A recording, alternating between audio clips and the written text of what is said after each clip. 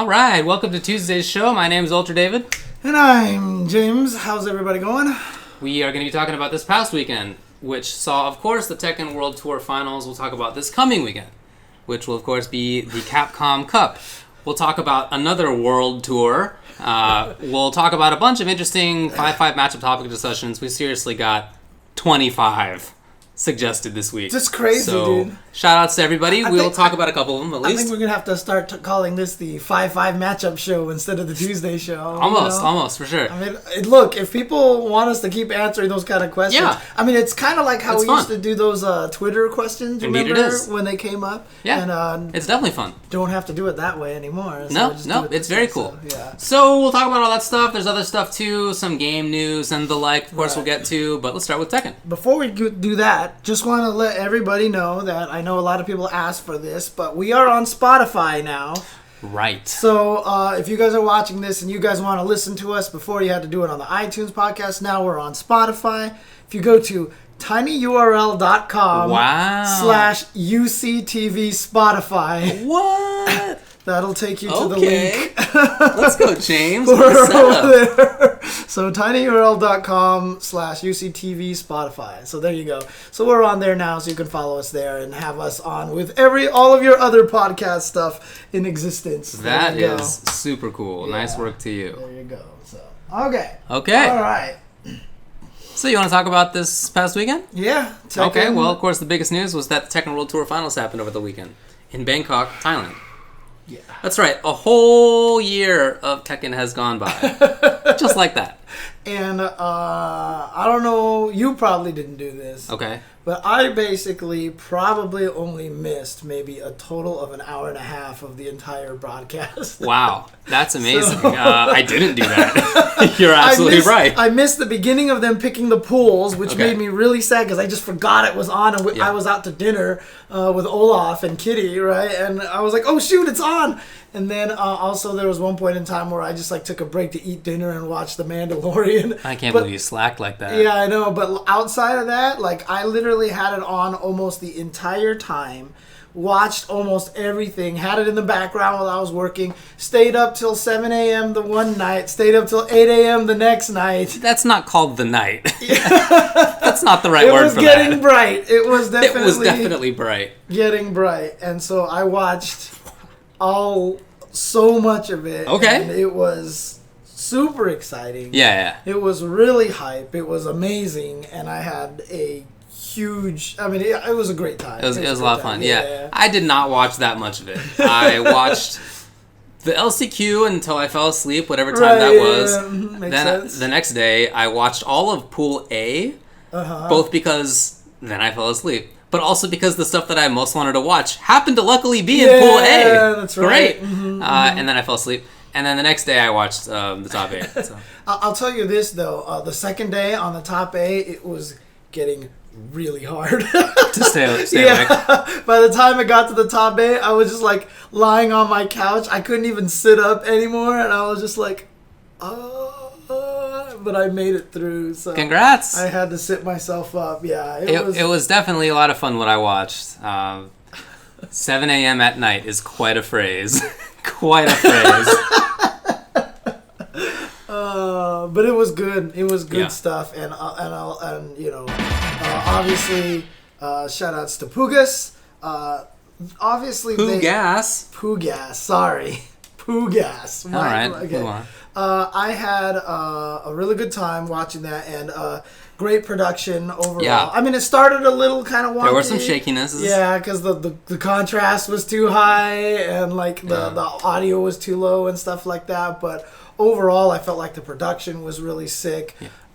Really cool that they did that in Thailand when they revealed the new Thai character. Obviously planned. Oh, yeah. But now, everywhere they go, we're always going to think, right? So, That's funny. I'm surprised there wasn't an Amsterdam character. Right, some Dutch character. Yeah. Look, I had a blast watching it. Again, I mean, I fell asleep. I didn't watch a good chunk of it live. I did go back and watch it the next day. But the parts that I did watch was great. The commentary was excellent naturally. Still sad that Eris I was just going to say, there. bummer that Eris wasn't there, right? We talked about the story last week. He was boarding the plane, he was on the plane to fly to Bangkok. And when he was on the plane, before it actually took off, the pilot said that they would be flying with like half power or something. Like the power was off. They were all sitting on the plane waiting, and then they were like, we'll just go with partial power. Right. And Eris did not feel comfortable flying across the Pacific Ocean like that. Can't blame him. Can't blame him at all. So he ended up not making it. Right. That would have been great if he had been there, but even though he was not there, the commentary was still really good. I mean, Tekken just has a really good set of commentators. That's just the thing, too, is like every time they kept doing the flashback matches in the middle of the commercial break. Sorry, I'm pouring myself some water. Every time they did that, cool. It was just it was refreshing to hear Eris, because I still think his commentary is very, very strong when it comes to Tekken. And it was really kind of something that I missed. But obviously, to be fair, Rip, Tasty Steve, Spaghetti Rip, Markman, those guys, Ricksta, they've been holding it down all year long. Yeah. So it was cool to have them represent there. And then, like the freaking reveal and Steve and Rip's reactions. That was so classic. Great. That was so great. So good. Man, there's just nobody else like Steve, There's no other commentator like Steve. And the funny thing is, too, it's like, sometimes when it came back from the reveal and like he's shaking Rip, you're like, okay, he probably like planned it or whatever. Then Markman had his camera angle where he was just filming it, and after the reveal, he just started shaking him, and you could hear Rip go, oh god, here we go, and you could tell the people who in the back were probably like, quick, switch it over, switch it over, you know what I mean? Like that was happening before they went back onto the camera. So shout outs to Rip and Tasty Steve. Yeah, Rip handled it well too. Yeah, his reaction was great. It was a good reaction. Yeah. Oh man, it was so good. The commentary really was good. I'm not like a Tekken expert or anything, but I have a blast watching the game as always as well. Mm-hmm. Really fun to watch. And I mean, I will say one thing here though, but Tekken finally got hit with the leaks. Right. They finally got hit with the leaks, and Harada was not happy about it. No. He was not happy about it, but it just goes to show how hard it is to coordinate this thing, because this is the second time now, including the Evo Street Fighter leak and this leak, that it was a third party that's just a standard kind of... It was the distributor, right? Yeah, I mean, it was Steam and Microsoft or whatever, and that's really not something that you have that much control over as the game publisher itself. And you could tell them all the best you want, like, don't do anything until this time, and then...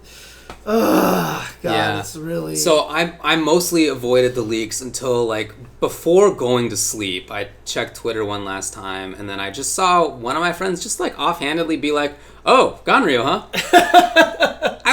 I was mad, I mean, why would you do that? The Twitch chat, I mean, they actually banned Ganryu and Fakuram from the chat, because that's all everybody was posting in there when it first got leaked. It's just everybody was just spamming it all day because everybody likes being a jerk, Yeah, that sucks.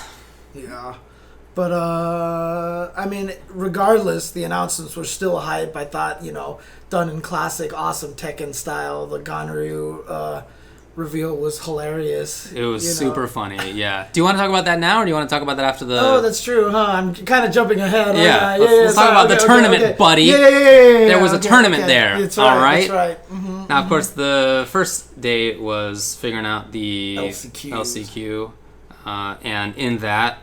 it was really fun to watch because you get to see a lot of players who didn't end up making it. Mm-hmm. I was rooting for the John. Of course, Marduk would have been so cool. Mm-hmm. That didn't work out. Fate Bilal, Brian, and Akuma was the one who took it over AK. Yeah, shout outs to Bilal, by the way, because I mean, like, I thought Atif Butt was gonna be the one who was gonna make it out of there. Then I didn't realize that guys like Kudons was in there and everything, and I was like, what the heck? I hear you. So yeah, but ended up being Kudons actually got 17th. Yeah, he actually didn't do so hot. I mean, it's an extremely dense tournament, of course, but yeah, he got 17th. What washed up? Dumb. What a loser. Yeah, exactly. Can't believe it. Dude, iMusician was awesome, dude. He was super cool. The Yoshi player. Yeah. Mm-hmm. Yeah, that was a lot of fun. So then they do that, and then the way that Tekken does their finals is not as a set bracket, but as a set of pools that the players place themselves into.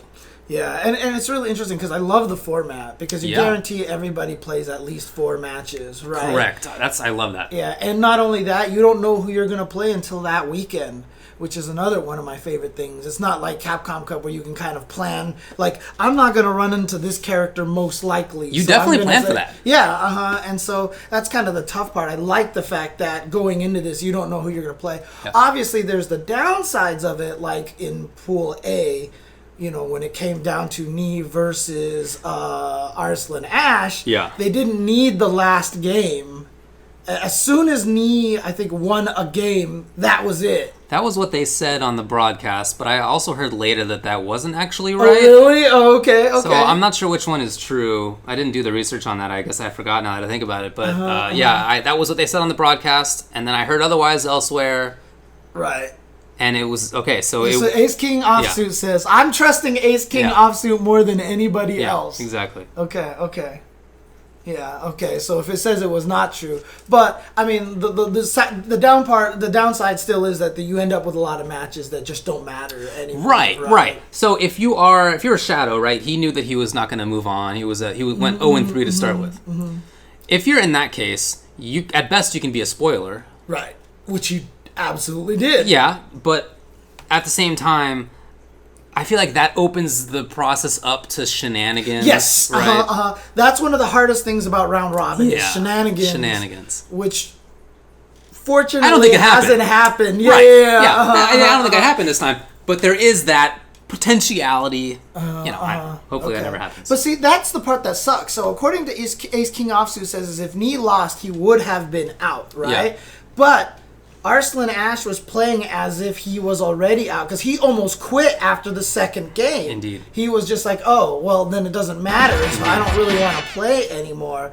And so that's unfortunate now because he heard the commentators talking about it, so he got affected by that. Yes. And honestly, that's another problem with the round robin format is that it can be confusing.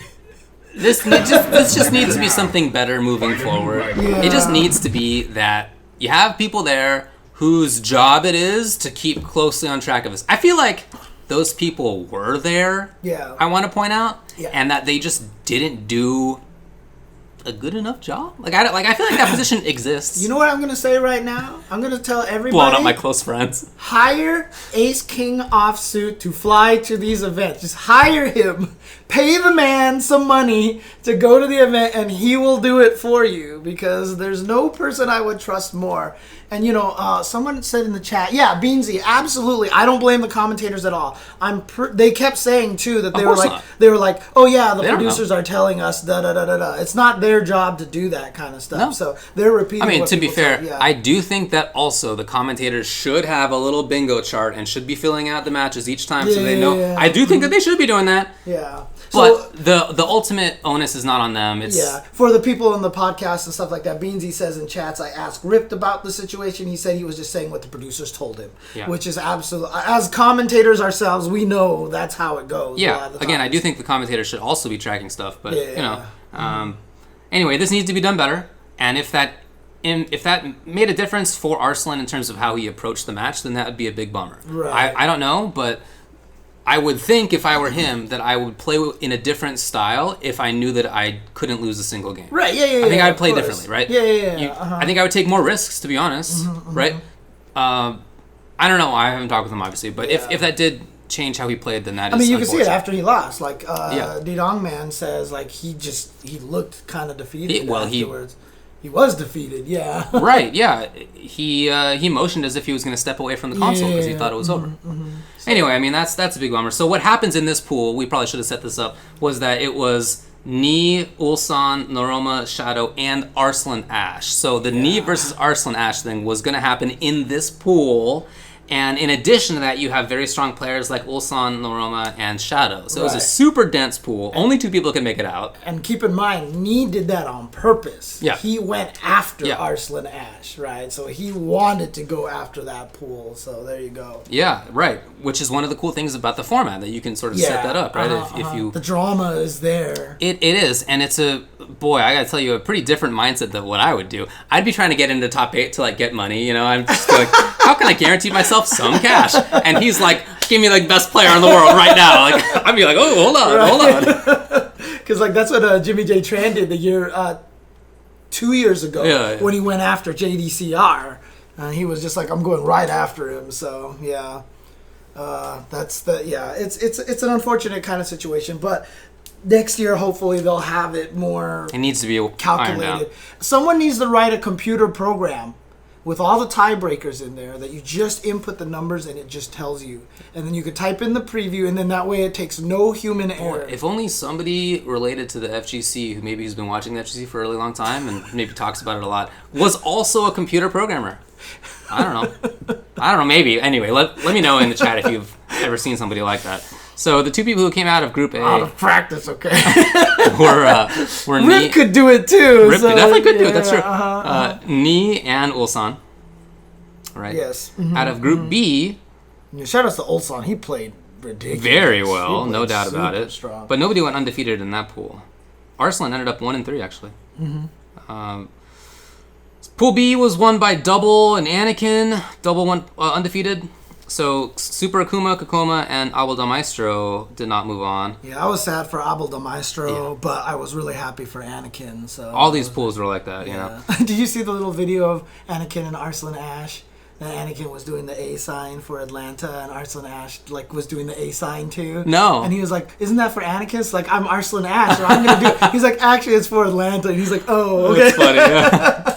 Okay. Group C was won by Chikarin, and second was JDCR. They were both 3-1, but game differential. Rangchu, Bilal, and Saint did not move on from that one. Yeah, it was interesting, Beansy. The head-to-head matchup was not the tiebreaker.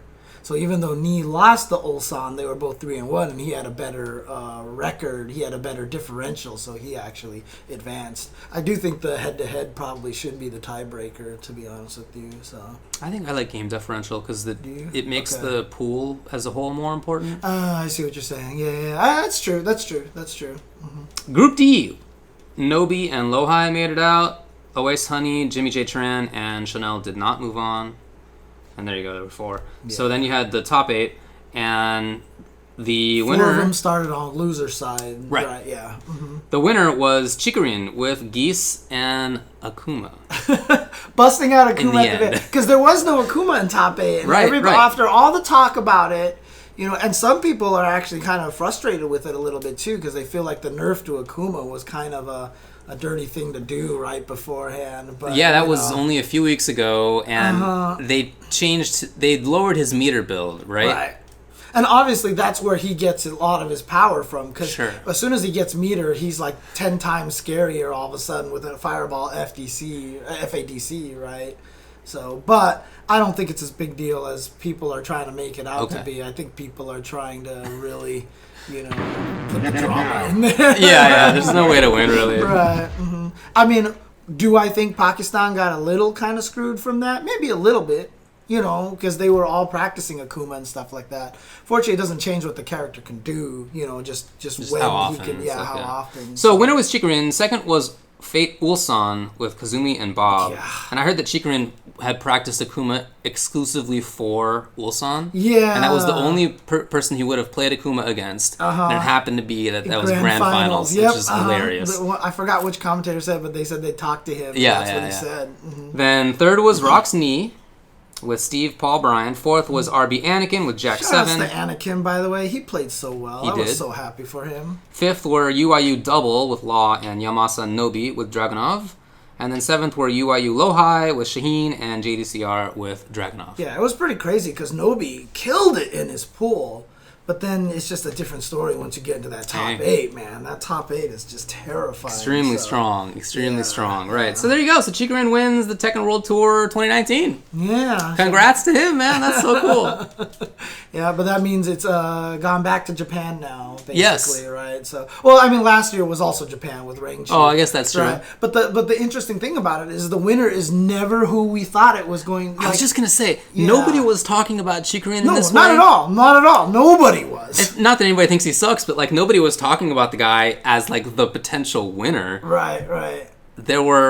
I heard people mention probably 3 or 4, maybe more, as like the likely winners, and he was not among them. Did Akuma get nerfed in the recent patch? He can't do Fireball in the launch? So before he could do there's Fireball, a New Balance patch like today. Yeah, so before you could do Fireball, FADC back 2, I think it is, that knocks him down and Demon Flip and go for the big combo. But is that not true anymore? Is Chikurin only been playing for 4 years? Really? I hope that's not true. Because that's what a scary. Genius, Yeah, I know, right? That's scary. That's pretty cool. Well, maybe we'll talk about the balance patch in a little bit. But, okay. Anyway, congrats to Chikurin. Extremely cool. Very fun to watch. I mean, one of the things I will say is, like, obviously, Pakistan did not make top 8. Yes, right. They did not make top 8. I mean, the main storyline of the year, I feel, was the rise of Arslan Ash and then the sort of related rise of the rest of Pakistan. Yeah. Mm-hmm. And, I will say this. I talked about this yesterday on my stream, but the chat was absolutely vile. There was a lot of negativity towards Pakistan. I felt like it was worse than normal. Okay. Yeah, I felt like it was worse than normal. It was so bad that I had to shut it off. Otherwise, I was just going to be upset for a long time and stuff like that. But, what I want to say, though, is I just feel like Pakistan should be so proud of what they did, because Chikurin, Super Akuma, Ni... Like, everybody went to Pakistan to practice, right? That's where they went to play. Yep. That's where they all got good. Yep. They strengthened themselves over there. And, okay, so Pakistan didn't win. They were using a lot of Akuma, right? And, hey, guess what? All the players probably spent all their time studying Akuma and studying Pakistan's play. They had the target on their back. They definitely had the target. They had the target on their back. And so that's going to make it extra hard for them to succeed. So, Arslan Ash still won EVO and EVO Japan. I mean, like, extremely good year, right? And they still won the LCQ, right? So it's... You can't even... They're obviously very good. It's a silly conversation to pretend that they're not. Right. I'm very looking forward to the next year when this will not be a mystery anymore. Right. We'll all know that Pakistan is good and there's really good players there.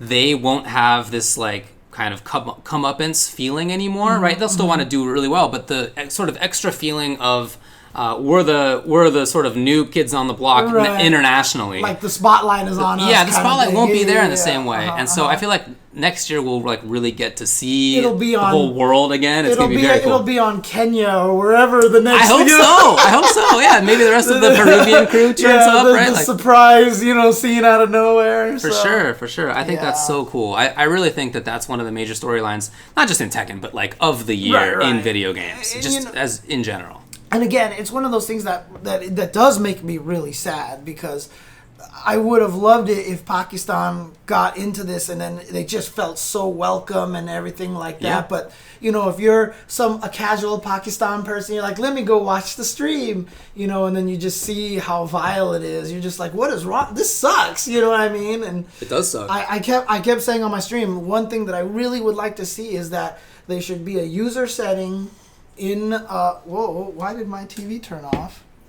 Okay. The Chromecast stopped here. But so basically, what I would like to see is the option for users when they create an account to set it to I accept the chat, and then it's on. But if you go there and you don't have an account, it's off by default, and it says, we cannot control the chat. Chat does not reflect, blah, blah, blah. It's over 18. Click accept, opt in only if you want to. Interesting. So that way, if people go in there just as a casual situation, they won't see all that kind of crap. You know what I mean? That might be a good idea to have as an option for the stream channel itself to turn on, right? Yeah. So rather than that being the global default, if you'd like to turn that on, if you're worried about that on your stream, then maybe that is a good idea. Something like that. I think something like that is kind of necessary. Of course, Ash is welcome. Everybody else in Pakistan is welcome, of course. And in offline circles, I've never heard otherwise. Right. Mm-hmm. But that's not to say that there aren't people who don't feel that way offline, but save it until they're online to express it. I do think that there's some of that. It's very upsetting. This is a conversation that, of course, has been going on for literally a decade. A decade now. How to deal with the chat, because literally for a decade, it's been like this. It's continues annoying. to be a problem. It's annoying, but hopefully it should be.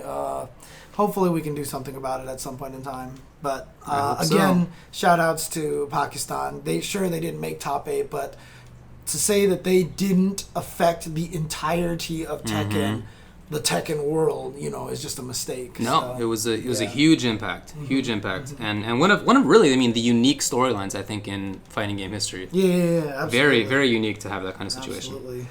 So there you go for some results, some storylines. Let's talk about those reveals, huh? Oh yeah. Okay. So Gonryu and Fuck'em Rom are also going to be in there. Yeah, I think Flo called it "fuck your mom," and I've seen "fuck you man" and stuff like that. Fuck'em Ron. Yeah. Fuck'em Ron. I saw Michael Murray put a tweet up that was like asking for feedback. What do you think about this new character? And as asking Thai people specifically, and a couple people responded in the Twitter reply that was basically like, great character, yada yada. But the name, maybe there should be like a hyphen between Fa and then Kumram should be like spelled slightly differently, like just to sort of make it easier for people who don't know Thai to get it right in pronunciation. Anyway, so Gonryu's coming back. I loved the trailer that they put for him. It was hilarious. The way he was just like, he's apparently a big Julia fanboy. It was so funny, dude. I thought it was a blast. He's signing off the stream. He's like practicing for the next one. He's trying to do the JC sign off. I thought that was great. I thought that was so funny.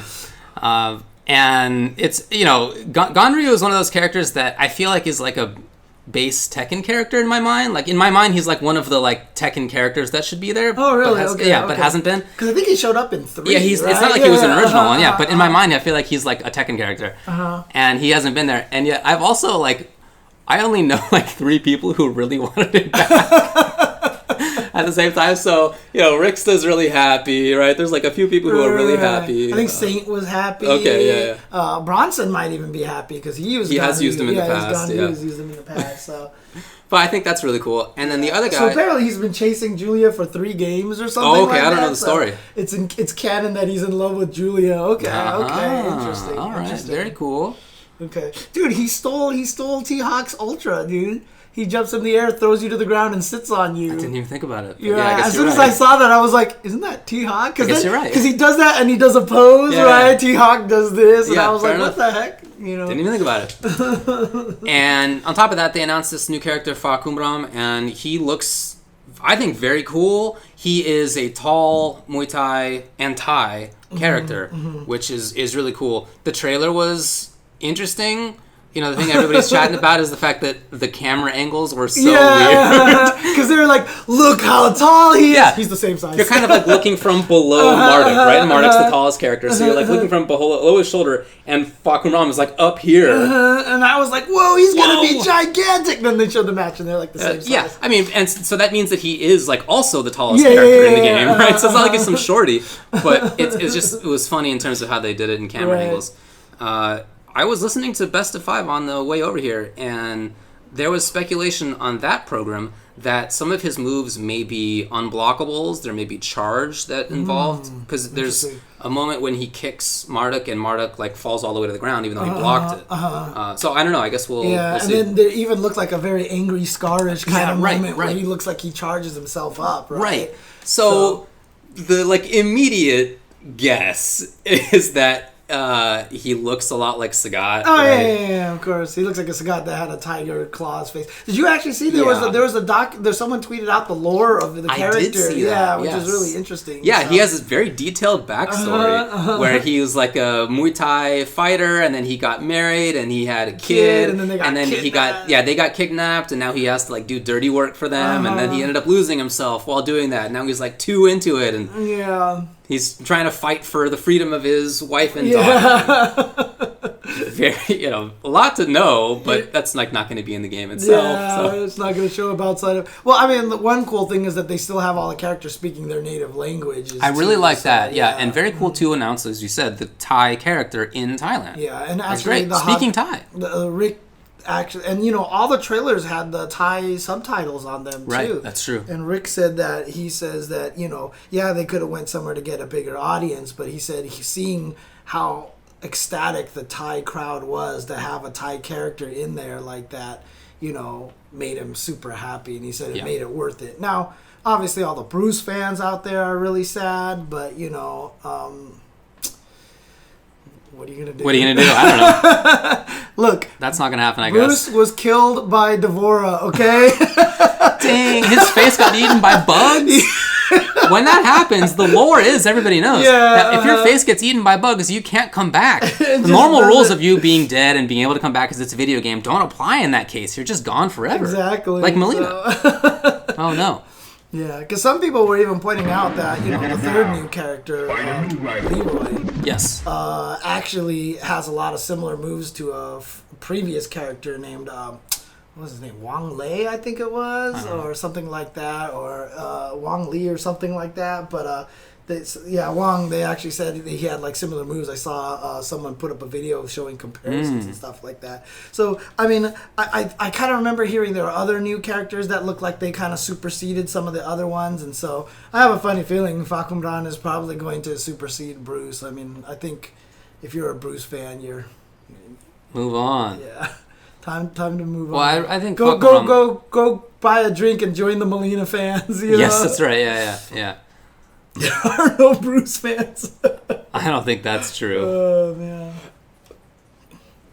Anyway, so do you think that he was supposed to have been guest character Sagat, and then something happened midway through production, and now he can't be Sagat anymore? No, I don't think that. You think it's probably just a total coincidence that he's a tall, scarred Muay Thai fighter who has charged up kicks that do unblockables, and also a charged up Angry Scar looking special move? You think that's probably just on accident? That's fun. I've never even thought about that. I've never even thought. I mean, maybe it wasn't something that went wrong. Maybe he was a prototype for Tekken Cross Street Fighter, and they were working on him, and then they were like, "Well, let's not just put this to waste." Oh, okay. So like 8 years ago, they were like working on. Okay, maybe, yeah. I never. Do you want me to pull out the tinfoil hat for you, dude? Maybe you should. I didn't even think of it. To be honest, I didn't even think of that. Wow. Yeah, crazy. So. As soon as I saw him, I was like, "What?" Yeah, I mean, obviously, I saw him. I was like, it's like their version of Sagat. But I didn't even think about it as like, maybe it was supposed to be Sagat. I don't know, man. I'm making it up, obviously. Anyway, he looks really cool. He and Ganryu and Leroy are now all out. Is Fakumran already out? No, he's not out yet. My bad. Yeah, the other stuff's out. Ganryu, Leroy, yet. and the balance change and the training room stuff, they are out. Yes. So I've actually had a chance to mess with a lot of that stuff. Okay. I haven't messed with Ganryu yet. I did play with Leroy earlier today. Really, really cool character. The animations are really beautiful. But I will tell you this though. From the trailer, I thought he was going to be a lot more complicated. Okay. And, I thought there was going to be a lot more, Wing Chun kind of stuff going on. Not as much as I thought. In fact, he turned out to be a very straightforward character. Is that so? Yeah. He has one stance, which a lot of moves lead into. So a lot of his safe strings lead into the stance, so he's not technically safe. He'll be -6 in stance. So now he has to make a guess because he can't block in the stance and stuff like that, right? But what was interesting is I didn't feel like he was particularly wild or crazy or anything like that.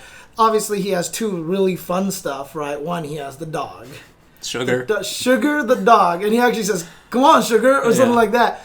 and the dog runs out, and there's a small percentage of the chance that the dog doesn't want to do anything. Right. So, I mean, it stops at Leroy. So, right, so if you're far away and you call the dog will stop right there. But if it keeps running, you know it's going to hit. Okay. Okay, so it doesn't stop at the end, right? It just keeps running. But the best part is, like, it'll stop, and then I sidewalk to turn the camera, and you see the dog turn around, run away, and then just disappear.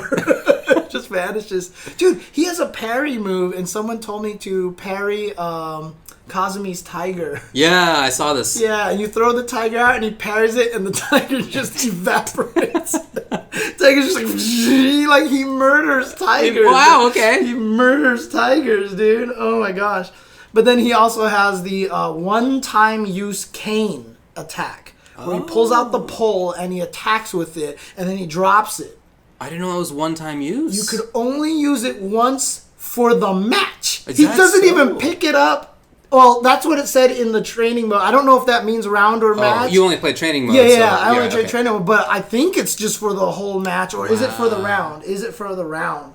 Per match. Wow. Yeah, and it's super good. Okay. It reaches far. Right. It launches them high. It's +8 on block. Oh, wow, okay. Dude, it's super good. Okay. So to have it only one time per match is like, okay. That's kind of fair. That's fair. That's cool. It's a new thing in Tekken, right? Yeah, they've never done anything like that cool. before. Okay. So Thinking outside the box out there. You know what they should have did? They should have had it so that he had it, right? And then he'll get it back only if there was no, like, balcony stage transition. Oh, man. All right, you could pick it up, you know. Yeah, because you couldn't walk upstairs in between rounds, of course. Yeah. Yeah, but, I mean, outside of, like, those two things, I really felt like he's going to be actually a pretty decent character to pick up for new people in the game and stuff like that. I really honestly didn't think he was anything crazy or weird. And in fact, a lot of things that I thought were going to go wild, like he does have a stance where he stands with one leg up and everything like that. He didn't even really have that many options out of it and stuff. And he had another thing where he started walking forward and he had like armor on it. And I was like, oh, there's going to be this crazy state. There's only one follow-up out of that kind of thing. You know, it's just an unblockable and stuff. So I was actually surprised that I thought he was going to get a lot more complicated, because I mean we just had characters like freaking Lei and Zafina, who are like two of the most complicated characters in all of Tekken, right? And so Leroy actually turned out, I felt like he wasn't super crazy. Okay. So and this is coming from a person intimidated by Tekken. I don't know if it was because the frame data was on the screen, and that just makes it so, like, I feel like I can study because you know it's +8 now, right? God. That's cool. That's cool. Okay. Man. And the logic, because most of the times I was like, that looks like it's minus, I think, you know, because you're looking at the blue disappear. Yeah. But now clearly I'm doing every string like, oh, okay, that string is designed to be this thing. Oh, okay, this option, but it's high now. But this one makes it more safe, so you just got to crouch that. But he's got this mid option, but this mid option is -13. So clearly you can punish it with your I-12 Punisher. You know, like, everything just felt super clear. So maybe that helped. Makes sense to me. But yeah, that frame data thing is nice. I'm glad it's good. It's that's really great. Nice. I'm so happy with it. I'm so happy that it's in there. Do you feel like it does enough? Do you feel like it needs... Just happy to have it. Yeah, I'm as long as I've got the minus and the pluses. Okay. Like, is it startup or no? Oh yeah. It shows the startup. Oh, it shows the startup of everything. Good. And so, like, obviously there might have been a few extra things you could have did with it, but God, I'm just not gonna look. I mean, it was free after all, right? So for me, it was with the season pass. I'm not going to look a gift horse in the mouth. Let's just put it that way. Yeah. I also got to try the punishment training as well. They pick, I picked Hwoarang because he's one of the characters that I can't fight at all. They only put like a certain amount of moves. He only had 13 moves available in the punishment training. There's an easy and there's a hard. Easy just says, here's the move that you're going to block. Here's what you should punish it with. Here's your best punish. Okay. Right? And then you just do that. Hard is he just does whichever ones are checkmarked. And you just gotta block it and punish it. That's really cool, actually. Yeah. And if you get hit by it, the game's like, whatever, you suck, right? But if you block it, the optimal training punish shows up. Oh, wow. you can't react to it in time to punish it, but that way you know if you block something and I punished it with my I-12 Punisher, but it was launch punishable, you'll see up there it was like launch, like it should have been, your hot knee. That's and cool. I'm like, God damn it, that looked exactly the same as the other one that wasn't punishable by launch. Well, but now you can train more easily, right? Yeah, it definitely helps. And, I was definitely losing to the punishment training dummy. He was kicking my ass. There, man. Yeah. Yeah, but I mean, everyone says it's also Huarong is like in particular bad about that because he has 4 moves that kick this way. He has 5 moves that kick low, and they all look the damn same. Kickity kicks. I hear you. Exactly. Thanks to Valestis and Tap2GG for the subs, by the way. Oh yeah, thank you very much. 8 months. There you go. Well, lots of cool stuff there. I've watched some people playing. I mean. Oh, okay, cool. And I've cool. also seen a ton of Twitter clips coming out. You know what happens. Yeah, right? People are like, here's a cool and practical combo. And what have you seen from Ganryu so far? that I saw 100% damage combo with him. What? Yeah. Okay. There might have been like a wall, or right, I don't know. It was probably super optimal or something like that. Like I said, it's not the stuff that's gonna happen. Someone actually said that there was a Leroy one that starts with the pole. I saw that. I saw one that's sugar, then pole, then whatever else, and you're dead. Because sugar is like plus. It was like plus 18 on hit or something like that, so you can definitely link after it. Link after the dog, yeah. But then if you go into the pole does massive damage because it's a one-time use thing. Gives you like one of the best launches, etc., etc. So, is it like plus 33 on hit? Jeez, okay. Jeez. Yeah. Oh man. What was it about the low high versus honey match? A wise honey match in particular, Chris, for the win. By the way, your Wi-Fi has died. So is that what it is? I don't have access to anything anymore. Oh, that's why. Okay. Well, I'm wired here. Indeed. So let's see if my phone is. Yeah. Well, my phone is still on Wi-Fi. Hang on yeah? Is it on? Does it have internet access? Right. It might be the different one. Oh yeah, I'm on weirdly the 5G one. Oh, I don't have that one. Well, I'm trying the regular one right now. Yeah, it's not working. Huh. Okay, something wrong's with my router, so... Something wrong's indeed. So, I don't have access to anything else here, so you can check they'll run a show if you can. Yeah, sorry about that. Interesting. You can try the J's-5G one, see if that shows up in your list. Yeah, it does, but I don't know the password. I can type in the password for you if you need me to, so... Okay, it's Honda is Bay. Oh, I'm sorry. Okay. I shouldn't say that out loud. Go for it. What is it? Okay. Oops, that's not the right one. Let me know if that worked.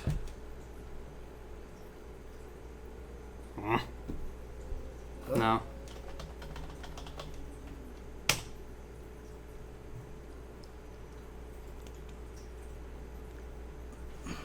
Weird. Okay.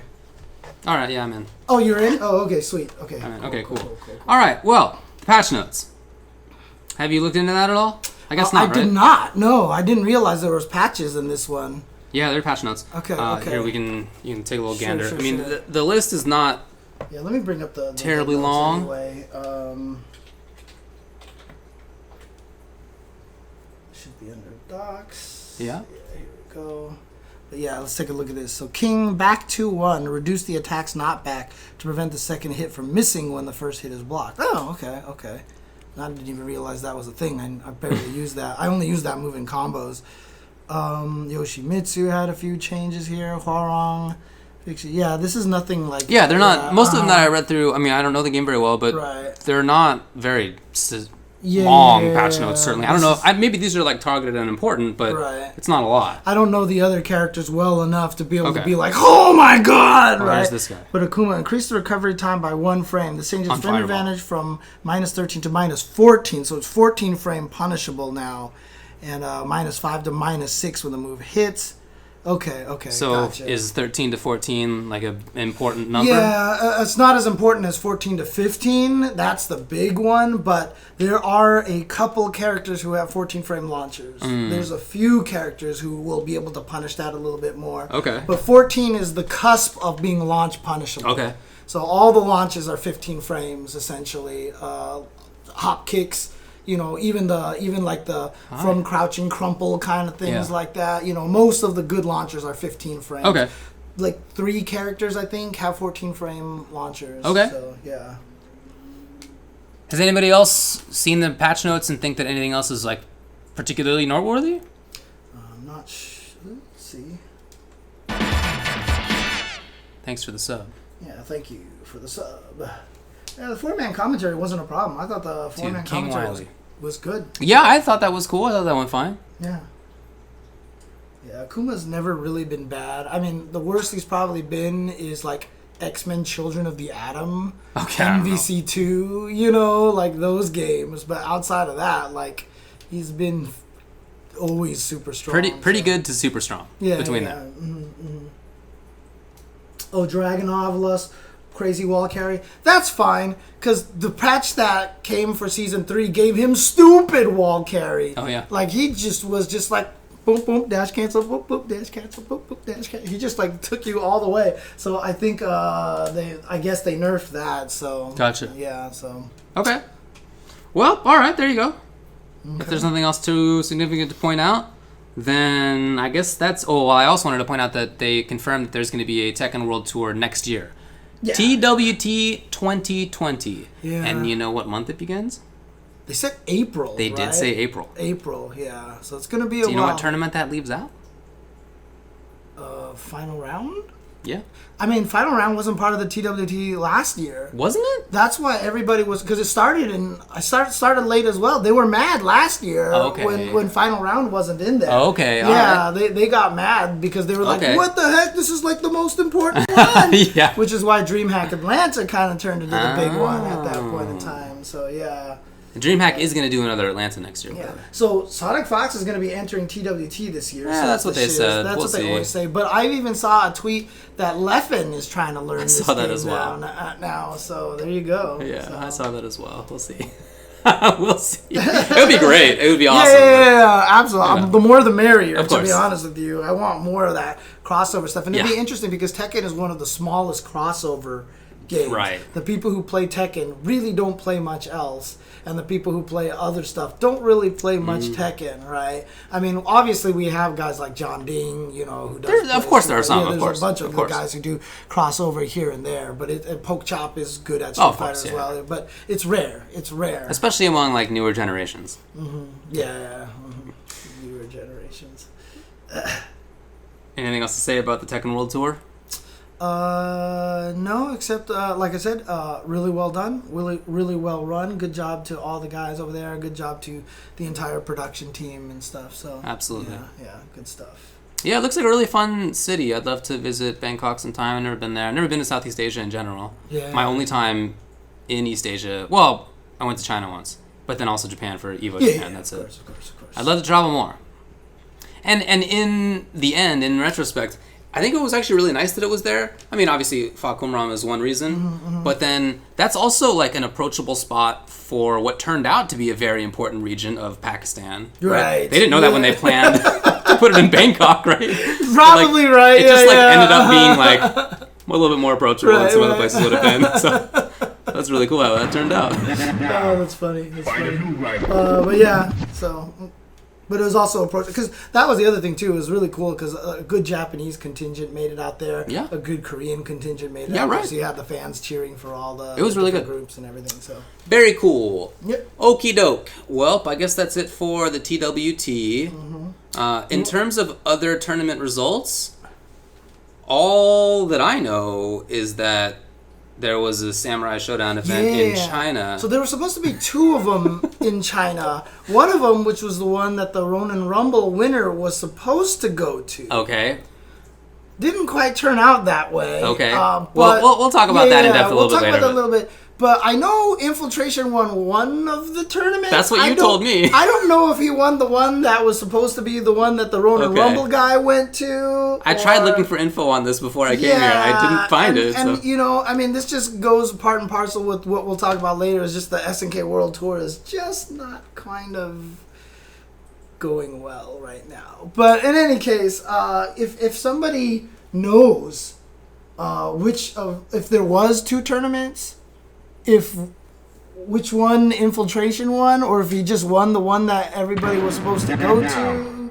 Find a new rival. So, yeah, the SNK tour. Yeah, we'll get we'll there. Talk we'll about talk that about later. more we'll in a bit. Later, I guess there was also a tournament for Mango's birthday, and Mango won it. That's pretty hilarious.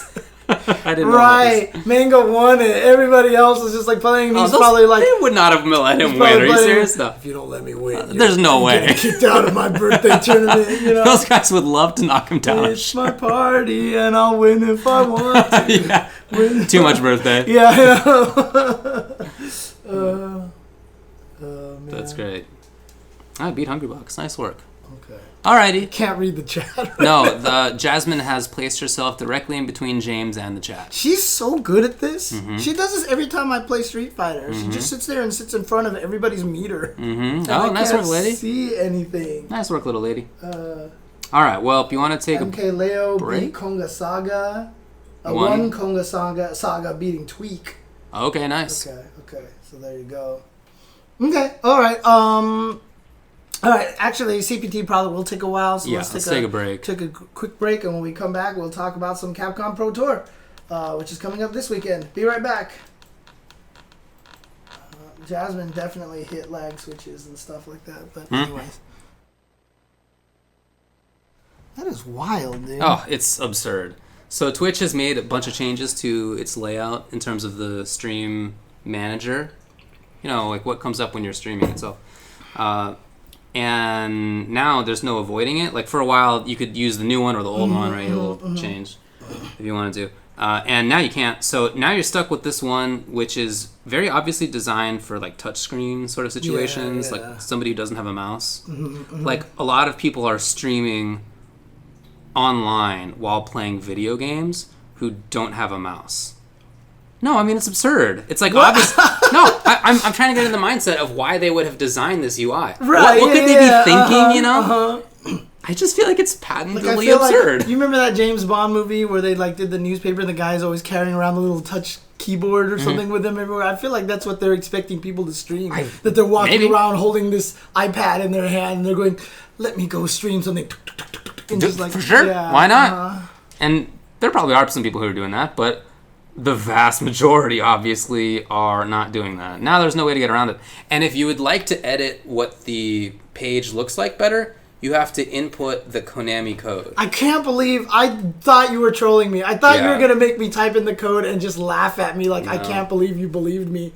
No. There was actually a secret code in there. There actually is a secret code. It's ridiculous. You don't have to hit the start, but the rest of it is there. Yeah, seriously. Yeah, it's like Windows 8. That's actually a really good way to put it. It looks a lot like Windows 8. Yeah. It's very strange. I know. Who found that? Who found the code aspect? Yeah, I don't know. Was somebody who's just habituated to just typing in the Konami code all day, you know?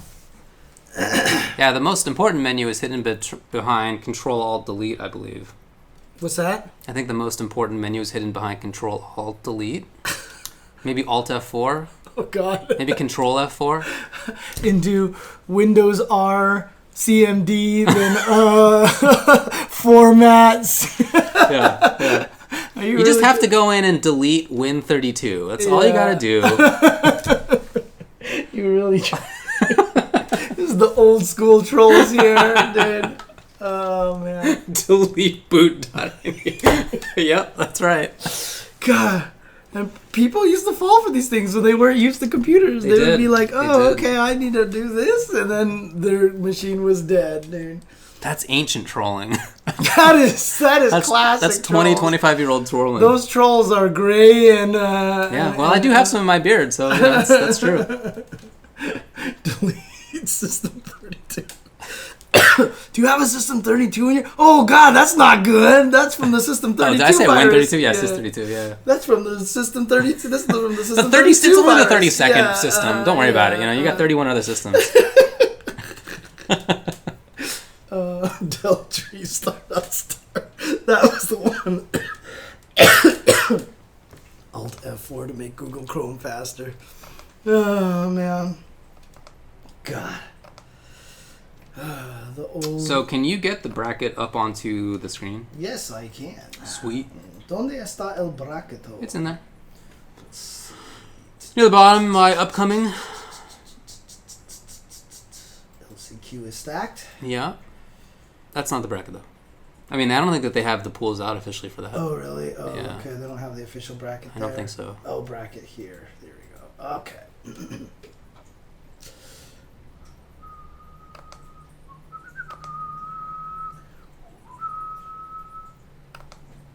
God, who would fall for such things, you know? It'd be like also, you know, installing rootkits on your machine. Oh, spicy. Yeah, I'd like to run a lean computer. You know, if I don't need all 32 systems, then I'd like to run an efficient machine. Dude, I mean, I like mine bloated. I mean, I actually have like 64 systems. Oh on my all God. my machines All right. now, right? I mean, sometimes I have to go down. I mean, there's the program files 32 or whatever, you know. Yeah. Oh, man. Jeez. How do you tell if the ads are done? On this? If the button is no longer highlighted, you'll see a little thing on the button and it drains down like an energy bar. Well, in that case, we're good to go. Okay, all right. Ready? Yep. All right, welcome back to Tuesday's show. So let's talk about this coming weekend. Jasmine. If Jasmine can get out of the way. Come on, Jasmine. Jasmine. You're doing great, honey. You're doing great, sweetie. Okay. So this coming weekend is the Capcom Cup. Capcom Cup 2019, in fact. Yes. So it is the end of the year, right? We just had the Tekken World Tour Finals, so Tekken's done for the year. Dragon Ball's already done, right? This is the time. Oh boy! Well, Dragon Ball's not done yet. Oh no, that's right. Dragon Ball MK got locked up and whatever. That's all happening in the future. No, you're right. You're absolutely right. But anyway, we're ending the year here for Street Fighter with the Capcom Cup. Yeah. A couple of things going on. There's of course going to be the LCQ. We're twinsies right now.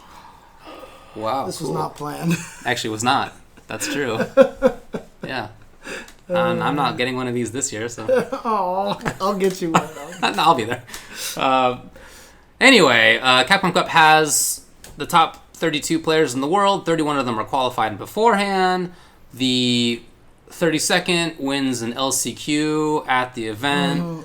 That LCQ is extremely stacked. Hard to go through it too much. I tried to earlier today, but they do not actually yet have the pools up for that. So you can go through the whole list of players if you'd like and see who's in there. And the list is, you know, everybody who's not in that already qualified, right? It's super dense, very good. There are currently 243 players who are signed up for that. So that's a huge amount for the LCQ.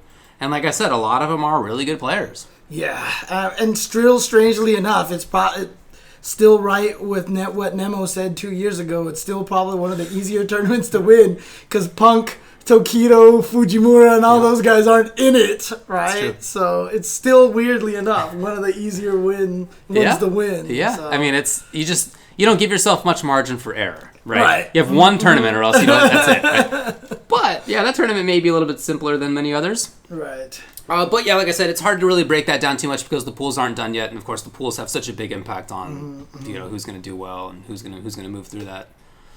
Really fun to watch last year, if you recall how well Dankadias did, almost getting through. There were a lot of new players who were kind of on the come up, who did really, really well in that LCQ. And I'm kind of hoping for that again. But at the same time, with players who finished just outside of the just regular Capcom Cup entrance, like Itazan's like right outside of it. Like, there's a bunch of big killers who are in that pool. But again, you know, as the LCQ. As the way everything always seems to go. Remember, last year was won by ZJZ, who not a lot of people would have picked to make it out of there. So, you know, a lot of people are picking some of like clearly this guy's got to make it out, but no, it doesn't need to be like that at all. Probably going to be Hawaiian Shirt Man is going to make it out Hawaiian of the LCQ. LCQ. Man. That's so funny. I've been playing against him a lot online. Have you? Well, not on purpose, but we get matched on rank all the time. Okay. Dude, where did he come from? Like, everybody just started talking about him. I actually don't know why people started talking about him, but, I mean, he's been a player for a while. Right, he just got, like, really popular all of a sudden. He has a very unique style. Yes, his Zeku is definitely one for the books, for sure. One for the books. So players who are A not... lot of people picked ZJZ?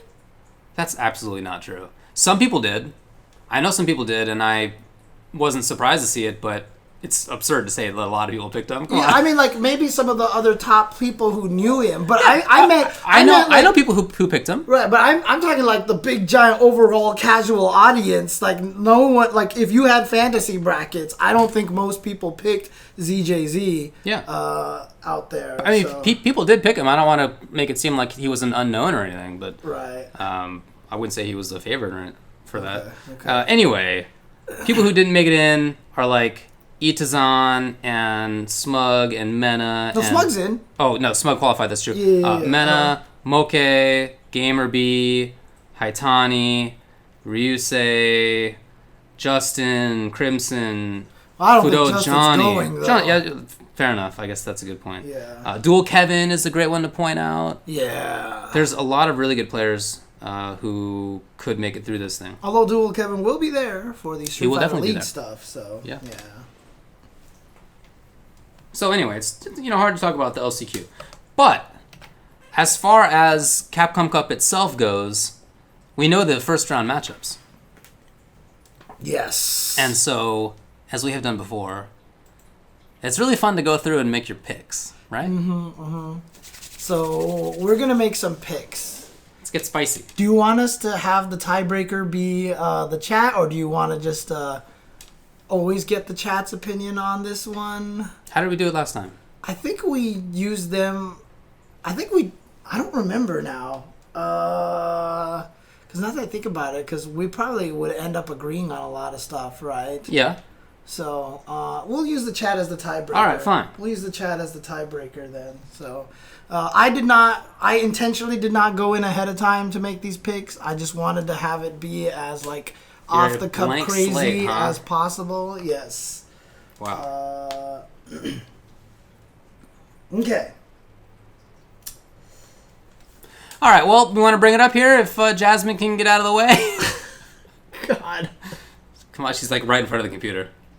She knows, dude. She knows exactly where to stand Nice every work. single time. Nice work. All right, kitty. I'm moving you over. You know, you only need the left side because we're not going to have more than that. You want to just cut it so it's like in the middle between us? Well, no, because if I move it over here, that happens. That's not what I mean. I mean the part that you've clipped. I see what you're Almost saying. all that I is see gonna what be a you're waste of saying. space. Yeah, that's true. That's true. Okay. So we can just do this, and I can Aha! do this to make it grow. Well, I don't know. Oh, okay. Make Yeah. my graphic grow. Here we go. All right. So we'll just have it in the middle. There we go. All right. First up, the Punk versus Zenith. Zenith, strong Minot player from Brazil. Yep. Name begins with Z, just like ZJZ. But I guess. Yeah. So, Okay. Wow. But unfortunately, Does great on Tuesdays. Yeah. Unfortunately, I think Punk's gonna be the one who's gonna win this one. So, is this your bracket that you created here? Or No, this is on the official Smash okay, GG. Okay. So how do we? I guess we can't set it who like. Oh, I'm wins. just writing it down. Oh, you're writing it down. Oh, okay. Okay. Cool. Thank you. So there you go. So we won't do losers bracket probably. Yeah, I mean, yeah. So Punk probably gonna beat Zenith. All right. Yep, I'm on board. Aha! It's Macho- already getting Oh difficult. God! Machobo versus Angry Bird.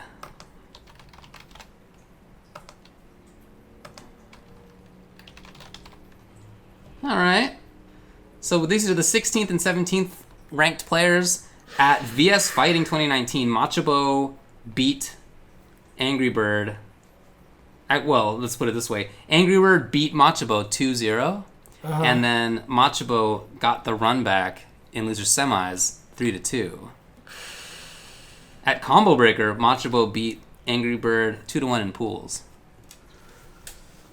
I'm gonna go with Machibo. How are you? Who are you going with? I'm gonna go with Angry Bird, actually. I'm gonna go with Angry Bird. Let's go, Angry Bird. Okay, let's do a poll. Let's do here. it. Let's see if I can bring up this poll over here. Polls. Here Find we a new go. rival. Sorry, we're doing this off of MooBot here. Create a poll. So the options are Machabo and Angry. Oops, how does this work? Machabo, Angry Bird. How's this? Actually, what I'm going to do is... you know what? Let's That's just fine. do That's that. fine, yeah. Yeah, okay. It's just their names. Right. Machabo or Okay. Angry Bird. So everybody have one vote. And I'm going to create the poll. Here we go. The poll has been created. And so you are going to type either Angry Bird or Did I forget to put the hashtag in there? You did. Let's see. Announce that the poll is open. Okay. Yeah, just type Angry Bird or Machabo in the chat. You don't need an exclamation mark or anything. Just type Angry Bird or Machabo in the chat. And that's what we'll get right there. Dang! Okay, wow. Oh, let's go. Let's go. Let's go. Let's go. Let's go. Let's go. Oh, that's what I'm just Okay. I have to Beautiful. I have to do a timer here. Oh, that's a how good long, idea. How long do we do this for? Okay, wow, it's already... it's settling down a little I'm bit just here. going to do 10 seconds left, okay? Sure. How's that? 10 seconds left to put in the vote before I stop it. Wow. And No! archive! Is that your alarm? Yeah, that was my alarm right there. Okay. Alright, well, the winner was Machabo. The winner was Machabo. Okay. Alright. There you go. There you go. Alright. Let's move on. Okay. Back to this other thing over here. Boom. And boom. There you go. Alright, next. Problem X and God. Daigo. Oh, Wow. this is a first round matchup. Holy crap. Well, that is a tough one. These two players played one of the coolest SF5 matches Yeah. that I've ever seen. Really fun to watch. Very fundamentally played. Oh man, see that's the thing. Is like I would go Problem X based off of the matchup. Daigo won 2-0. But Daigo knows who he's going up He against. does. Daigo has prep time. And is prep time Daigo somebody you want to play against? I don't think so. Oh man. Here's a player who has 10-0'd and 10-1'd and 10-2'd some of the best players in the world. When he knows in advance they're going to be playing. But it's not a first 10. Right. This is a First to 3. First to 3. There was a scare this morning that it was going to be first to 2, but that's not actually true. It's going to be first to 3. First to 3. Yeah. Yeah. I'm going to say. Daigo's definitely Batman. Yes. Yeah, Yes. That's the thing that scares me right now. That's the main, because I was just gonna go Problem X, Okay. but now I forgot about Prep Time Daigo. Okay. I'm going to go. God, I always vote against Daigo. Yeah, you do. It seems like you don't like Daigo. I very know, much. right? I guess I'm like, all right. I'm going with Prep Time Daigo this time because I always Wow. seem to go against Daigo. So I'm going Prep Time Daigo. When you've gone against Daigo in the past, how's it worked out? Not very good. Oh, okay, all right. Not very good. Okay. Mhm. I'm going to go with Problem X. Woohoo! Okay, all right, here we go. Poll time, baby. Poll time. Create poll. So we're gonna do Problem X and Daigo. Should I do like the hashtag thing in the front this time or no? Yeah, that's fine. Okay. But it's. I would have it be one word Problem X though. It should be. It should be. Yeah, that's it that's is. a kill. Oh, it's a, That's the. Yeah. Okay. That's see. fair. That's fair. We don't need a cooldown here. Okay. Ready? yes. You got your timer. Oh yes, I'll do 30 seconds then. Okay. Okay. How's that? All 30 right. seconds. Okay. So what we're gonna do is create the poll, announce it, and here we go. Go. Can people vote? Yeah. Okay. There we go. Oh boy. Oh boy. Oh oh oh oh oh oh. It's tapering. Dang, I'm getting outvoted here. It's 60 to 40, 6-4, 6-4, 6-4. Woo, There boy. we go. All right, well, Daigo it is. Yep. That's a hard one. I would respect either answer for sure. Okay. Fourth. All right. Back to the brackets. Back to this. Whoa! That's Hello. not what I wanted. Oh my God! Help! Okay, there we go. I'm not that guy at all. Let me remove that, please. Up next There we go. is Momochi versus NL. Whoa. Momochi, Yusuke Momochi versus NL. This is At- Jesu licensed Momochi. That's true. Yeah. Jesu The last time license. they played in a way that at least was archived on fgcombo.com was in 2017. Wow. And Okay. NL. Wasn't using Akuma then. No, he wasn't. That's true. It was 2-1 for NL at SCR 2017. Well, based on the way that Momochi has been playing, Yeah. he won Evo Japan. He won the Asia Premiere. I'm going to go with Momochi. He also got 9th at Evo, 9th at CEO, 9th Yeah, at Fighter Spirit. I'm gonna go Momochi too. Okay. So no tiebreaker needed for that one. Oh my God, look at this match here. What do we got? Fudo and Luffy. Oh, that's right. Fudo and Luffy. The Mika Mirrors. It's not going to be a Mika mirror. It's not going to be. It's not going to be a Find a Mika new mirror. rival. I will have to go with Fudo. You're going to go with Fudo? I'm going to have to go with Fudo here because he's going to pick Birdie and he's going to beat Luffy. He's also got the marriage power up now too, so he's got. Doesn't Luffy have that? That's right. He got married too, right? A while ago. A while ago. Okay. Fair enough. That's fair enough. Okay, so they both have the. They're both marriage married. power. Okay, but I'm gonna go with Fudo just because of the Birdie Mika matchup. Last couple years they've played twice. At SEAM 2019, Fudo won 2-0 in top 16. Okay. And at VS Fighting 2018, Fudo won 2-0 as well. Kitty's giving me slow blinks. Right I'm going to now. have to go with Fudo. All right, what do we got? Yeah, I'm going with Fudo as well. So there you Fudo. go. All right. So the next one, interesting, is Sien versus Dogura. Sien and Dogura. Dogura! Wow, interesting. Dogura! I was told by Tasty Steve that's the only way you can pronounce the name. I like Dogura. I think it's hilarious when people say Dogura. Dogura. So anyway, Sien and Now, Dogura. but see, he predicted Leroy because he's a dog and it's like sugar, right? So he's Dogura, right? Sugara. Okay, Sugara. Yeah, there you go. You heard it here first. Sien versus Daigo. They have played a couple times this year. Okay.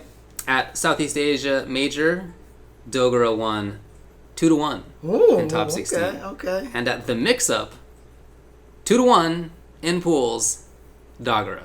Really? Yep, he has won both times this year. Dogura has And they beaten- played in 2018 at final round. And Dogura won in that as well. You know, I kind of want to say that I think it should be Sien, but the evidence. I don't know. Canada Cup, they were both top 8. Canada Cup, Sien got 3rd. Right. Dogura got 5th. Oh, Vi's asking in the chat who he's going to gatekeep this weekend. Somebody, of course. He does it every always time. take somebody out. He takes somebody out. Always somebody. All right, look, I'm going to have to go with Dogura then. Are you? I'm going to go with Dogura then because I can't go against the statistics and the history. LATAM regional finals had better showing for Sien. European regional finals better showing for Sien. But Canada see, Cup it's better all showing for about Sien. whether they run into each other. Yeah. It's all about whether they run into each other. And Dogura has won, you said 3 times over times. Sien?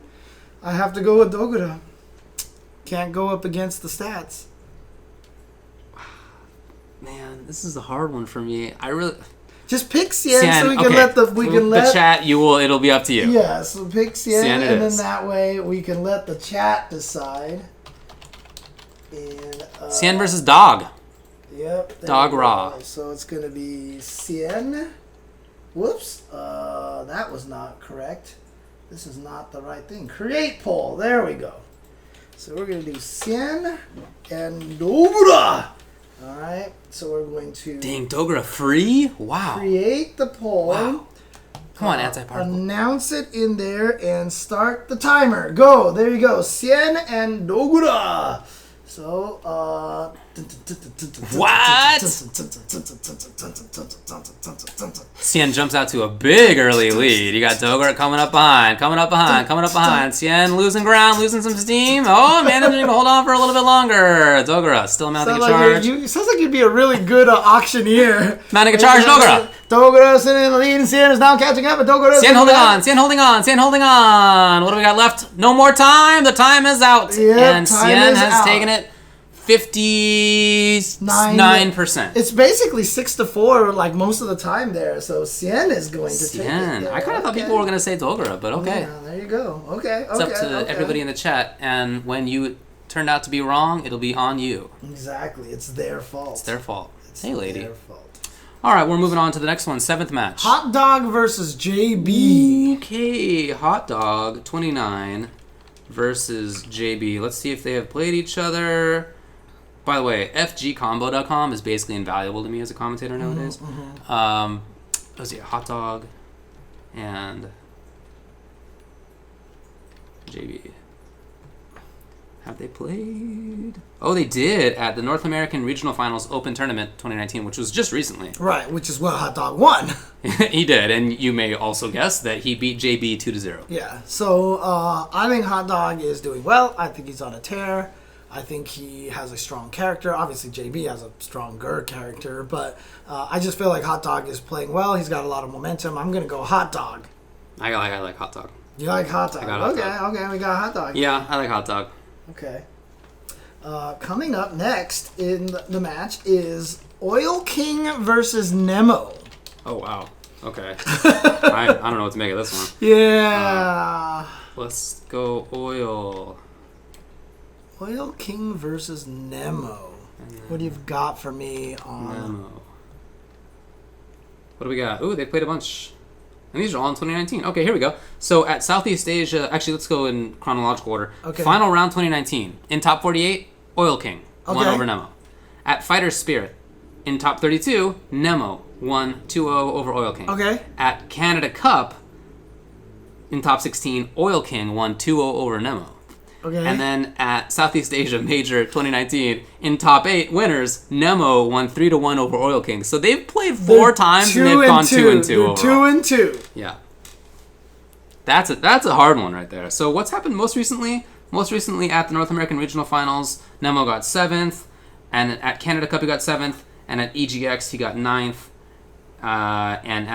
and for Oil King, North American Regional Finals 33rd, but Canada Cup 2nd, and LATAM Regional Finals 9th, EGX he got 7th. So he's traveled a little bit more than Nemo, and they've had... What seeds are they in this? What seeds? 12th for Oil King, Nemo's 21st.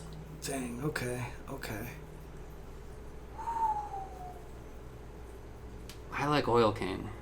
Yeah? I don't have a good reason for saying that. I was probably going to pick Nemo. Okay. So here we go. Okay, let's see if we can do this. This is going to be a really fun one to watch. I really like watching both of these players. Like they're players that I root for. I think they're really cool to watch. What the heck is going on here? What do you got? I gotta archive these polls Okay. so I have slots to create new polls. Okay, wow. Okay, so it's gonna be Oil King one word, or should I just do oil? Oil it is. Oil To avoid all doubt. versus Nemo. So Oil and Nemo. Oil and We're Nemo. gonna create this. We're gonna announce it in the chat. You may start voting. And we are going to get... What do we the got? ball. Wow. Oh my god. Wow, Nemo just like look that. at Way this. out to a huge advantage. Breaks 80% just like that. Tremendous lead for him. Oil King coming up in the rears. Not done yet. Oh boy. The pace is changing and now it's And here we speeding go. up. Nemo. Oil is catching up. Oil is rounding out from the behind. No, not He is anymore. trying to catch up. Not anymore. However, it Running seems out. like the pace is standing here. Nemo looks like he is going to be able to hold on to this lead until 3 seconds the left. end. What do we got? There we go. And Nemo is going to take it 6-4. Exactly 6-4. Yeah. Exactly 6-4? Wow. That's crazy. And we got like almost 100 votes on that. That's wow. Everything has been going 6-4. Yeah. It's weird. Yeah. All right, but It's actually kind of so Oil King won that? Was that what you just said? Or Nemo? I don't remember what happened already. Nemo won. Okay. Nemo won. Right? I don't remember. Shoot. Nemo won that one, right? Oh, boy. Yeah. Shoot. I can't remember. Yeah, Nemo won because Oil was behind. Yes. Oil was the one that was behind. Okay. All right, what's next? Next we have Bonchan versus Smug. Oh boy. I'll I'll look it up anyway. I love you, Smug. I hear where your voice is going, but let me look it up anyway. Love you, Smug, but They have played. Oh boy, you're gonna want to know this. Okay. They've played 2 times this year. Final round, top 48. Smug took out Bonchan. I remember that actually. Smug beat Bonchan. I remember that actually. And then at NCR in top 32, losers, Smug beat Bonchan. See, those were all early. This was Smug is 2-0 against Bonchan this year. This is pre-Evo winning Bonchan. Okay. This is pre-Evo winning Bonchan. I'm still sticking with Bonchan. The bone. Yeah, Bonchan. I'm gonna have to go with Bonchan. Yeah. Okay, Bone. Okay. All right, there you go. America got boned.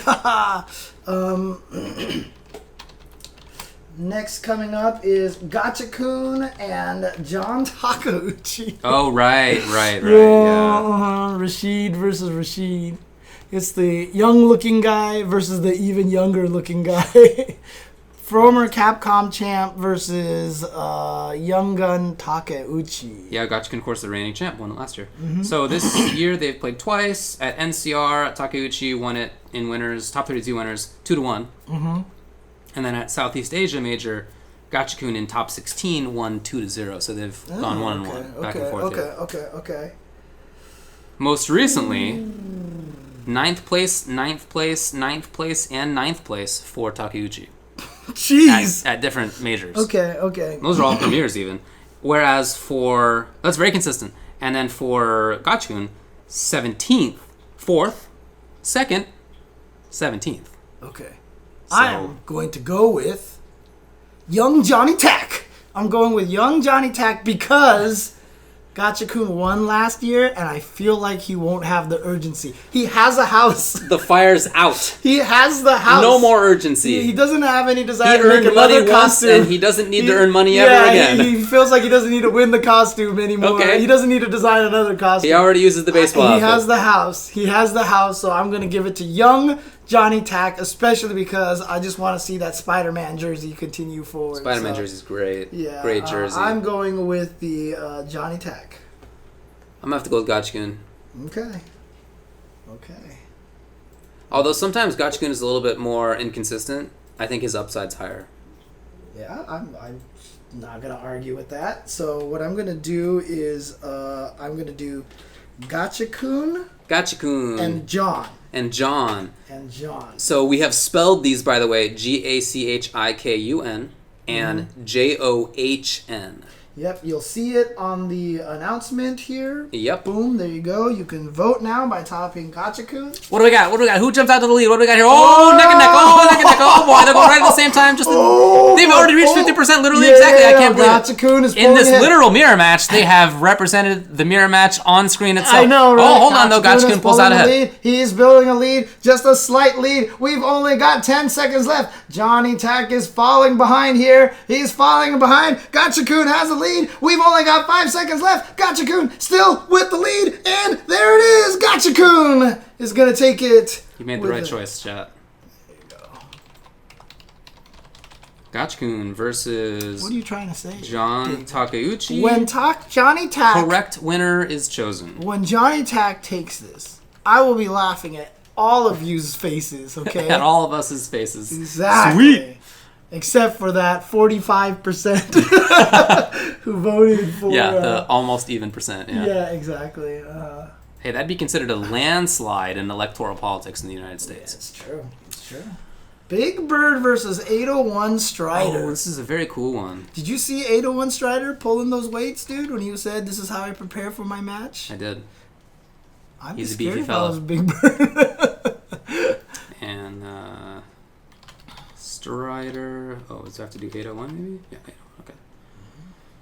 And well, no record that they have played Really? against each other in tournament. I'm sure they've played offline. Yeah. Or, well, I mean, also, 801 Strider hasn't traveled as much, right? That's true. So he hasn't had the international. Yeah, his year has not been terribly long, and the success of it hasn't been quite as much. So he got 17th at final round, 9th at NCR, 25th Combo Breaker, 17th CEO, 25th at EVO, first at Thunderstruck, not a Premier, LATAM Regional Final, 13th, and then North American Regional Finals, 5th in the Open.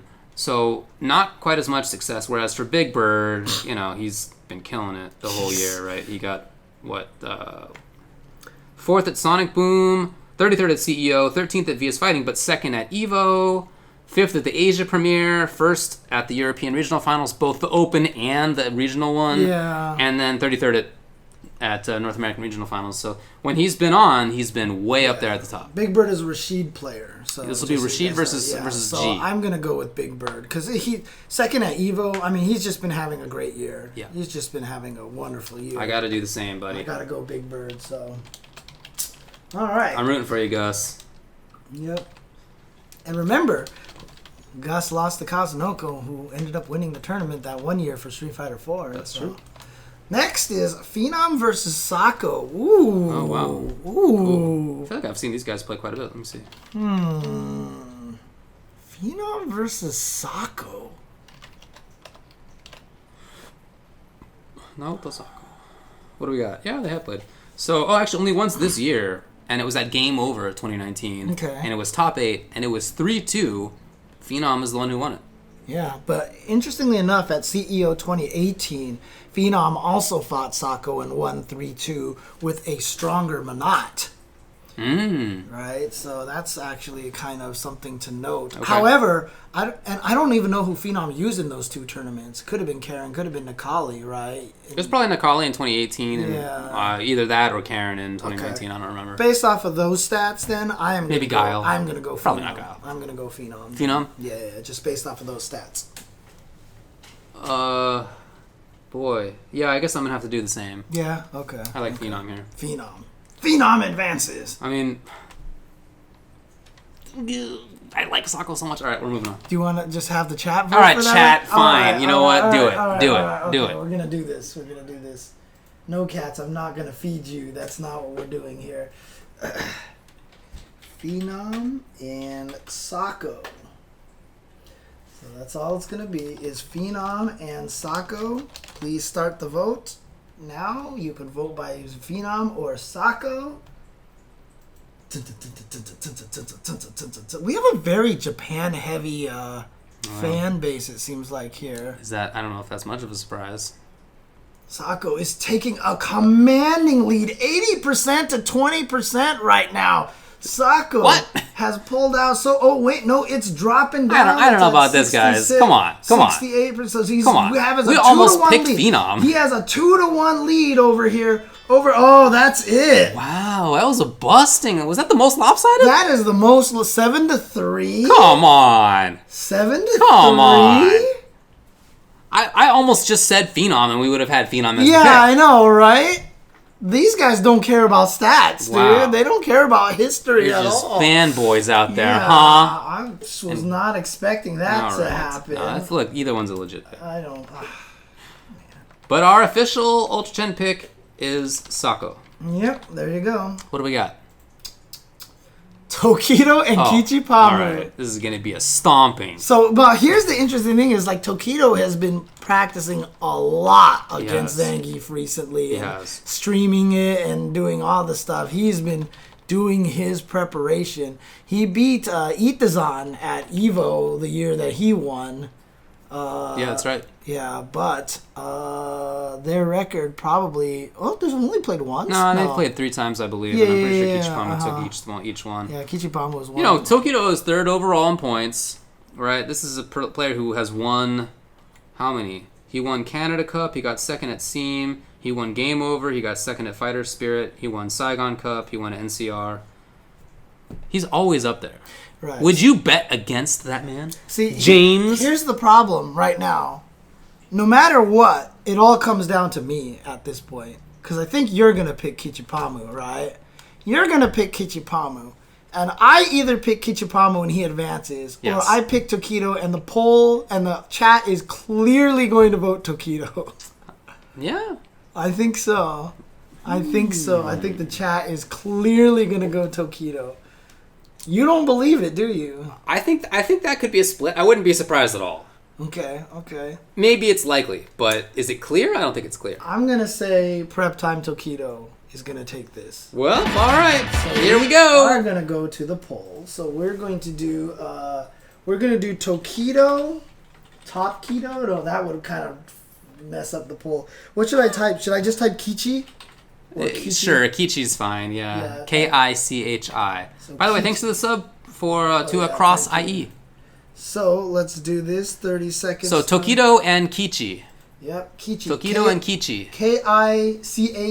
Kichi. So all right, let me see that racehorse. Come on, baby. Oh. We're out to a fast start. Here we go. Jumping out the gate. That's right. He's 3-0 versus Tokido this year. Don't you think he'll keep the trend going? I may have Here's my boy, Kichipamu. Best tank even in the world. Tokido's no, catching don't you up. do it. Oh, Don't you do Tokido's it. catching Don't you do it out there. 48%. Don't you do it out there. 51 to 49%. Don't you do it. Come on, timer. What do we got? What do we got? Oh, I'm hitting 4 the wrong seconds. thing. Yeah, 3 please. seconds. 2, 1. Stop. Kichipamu is going to take it over Tokido. My boy. I was wrong. My boy. Okay. There you go. 98 votes. There you go. Okay. Kichipamu takes out Tokido in round 1.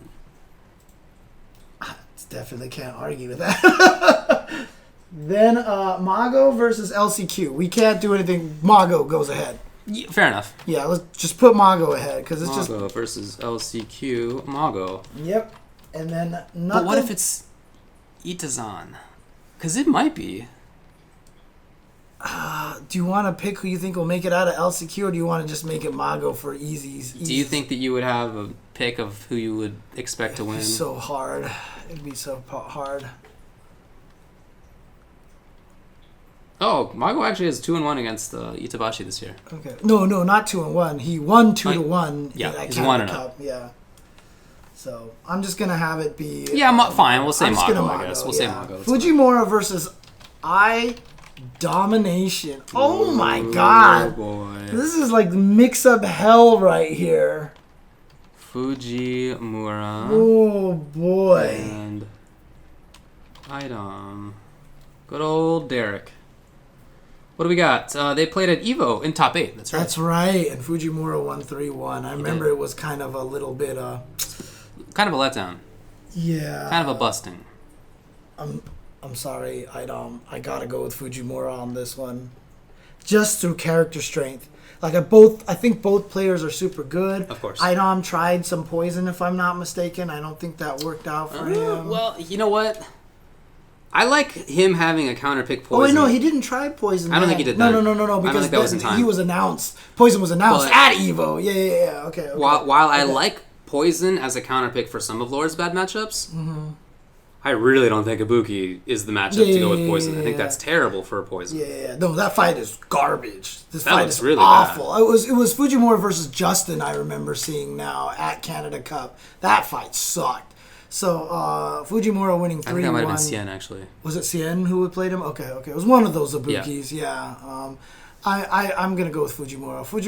The strength of Fujimura is too strong, and I just feel like in the end, both characters have the ability to just run over each other, and Fujimura his character is just that much better. Ibuki's gonna get the opportunities to get in a little bit more than Laura. Fujimura is my pick as well. Okay.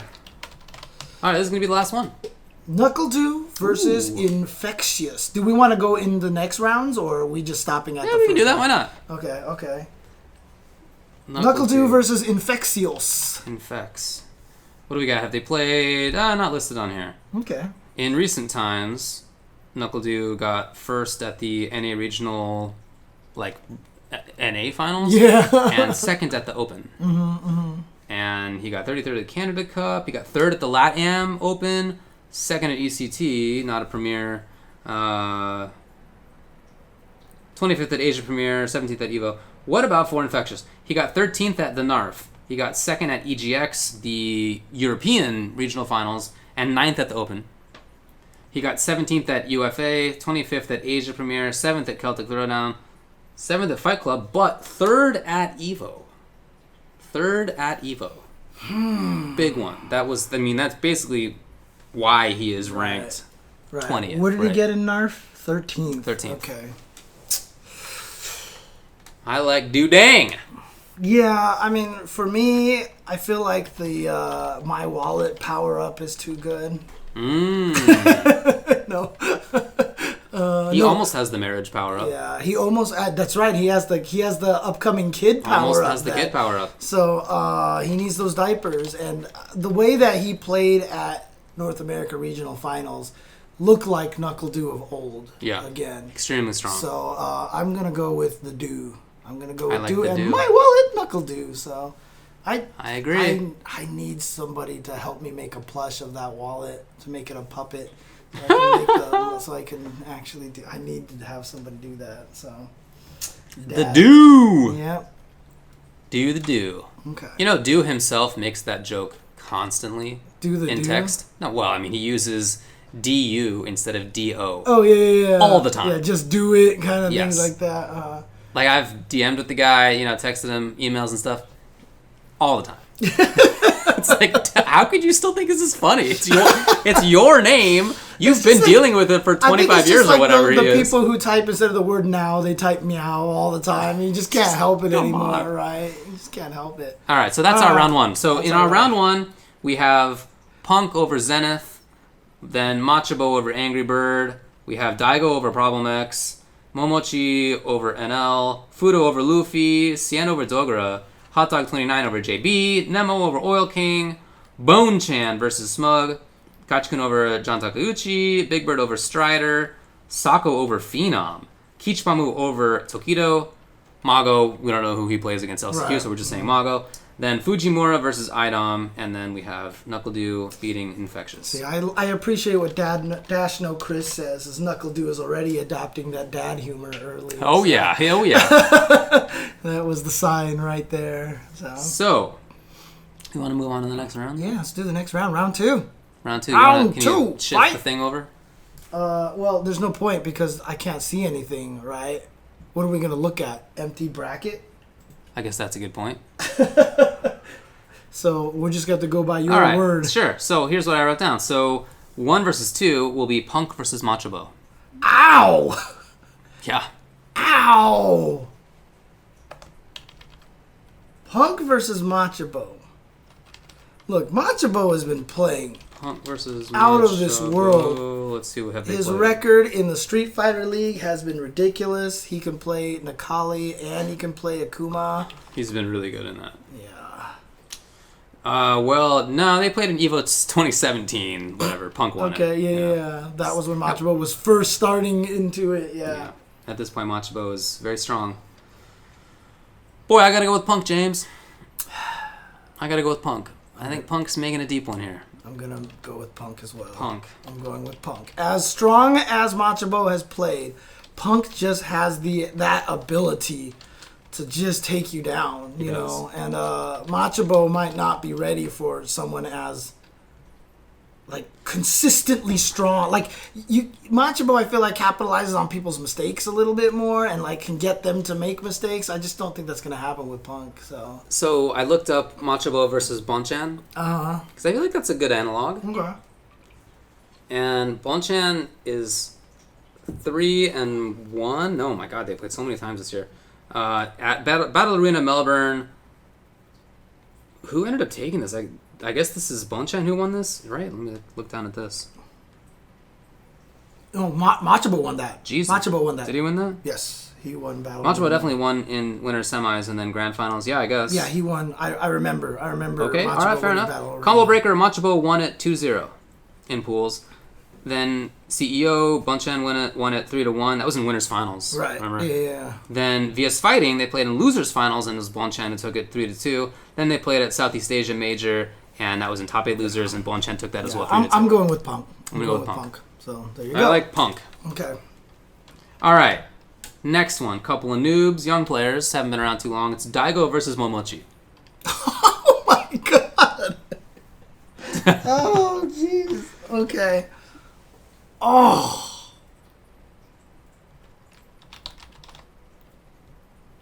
This one hurts. They played at the Mix-Up 2019 and top 48 winners, and Daigo 2-1 was the winner.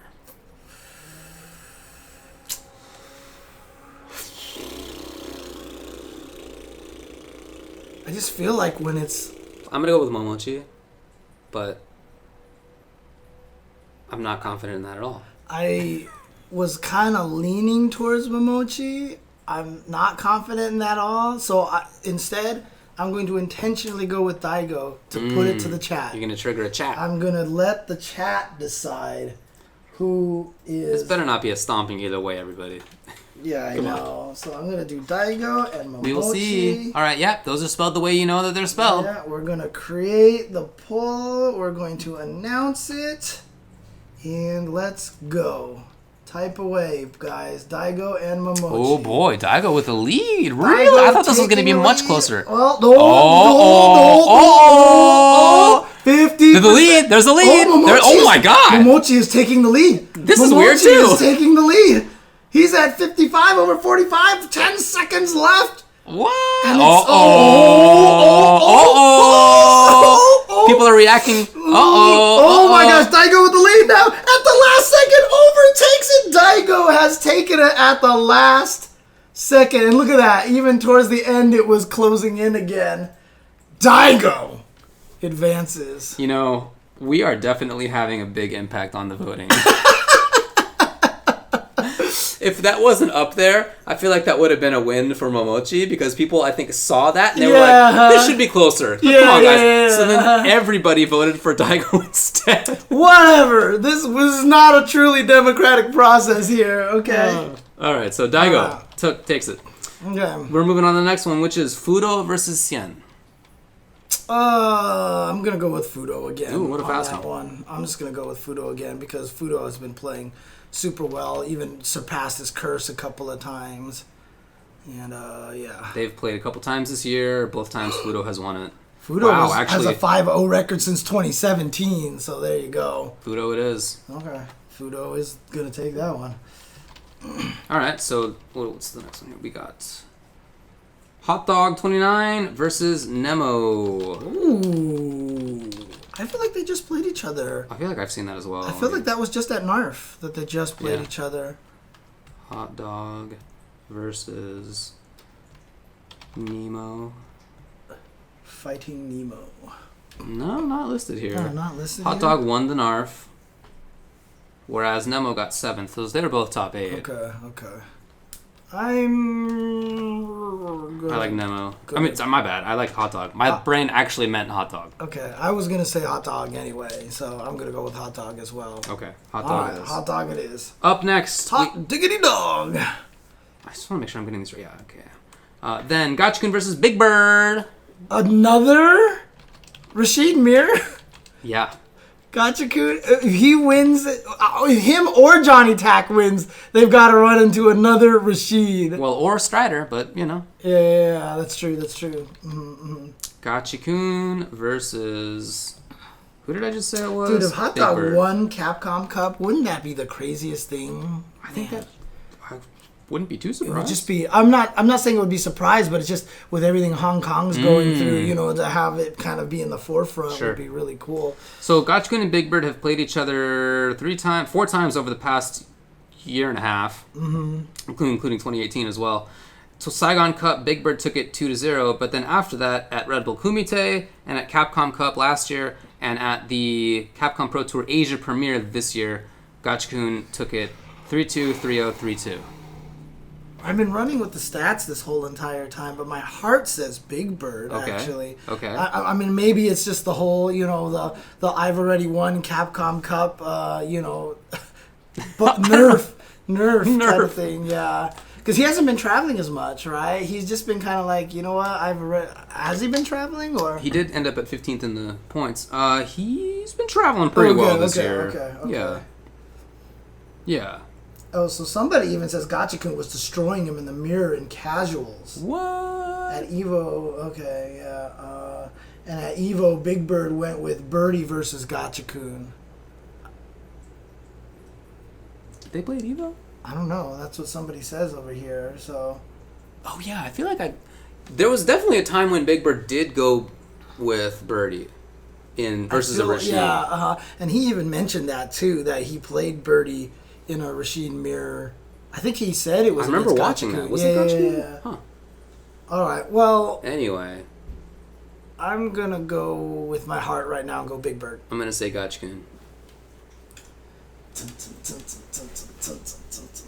So Big Bird and Gotcha-kun.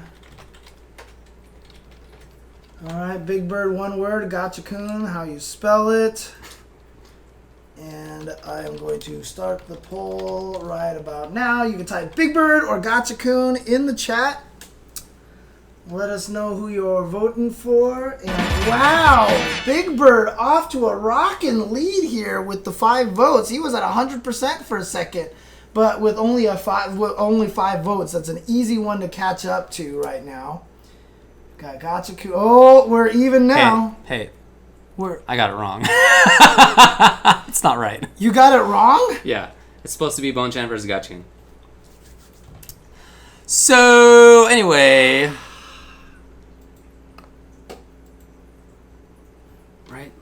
Let me make for sure.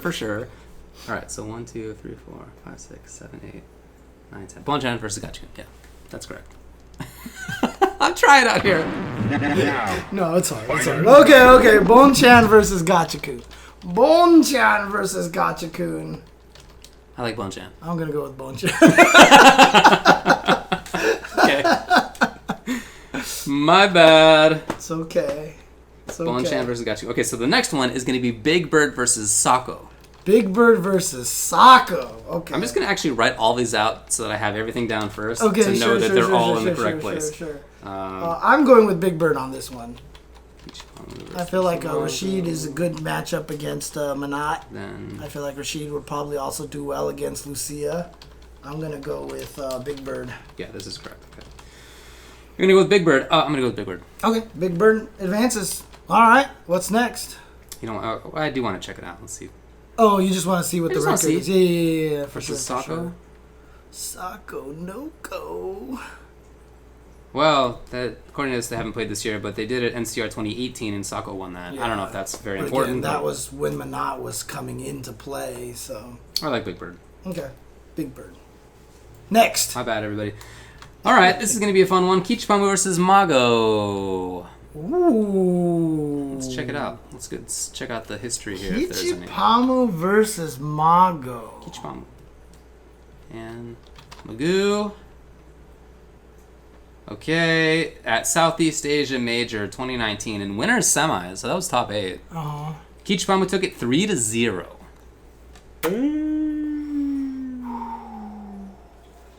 I like the GIF.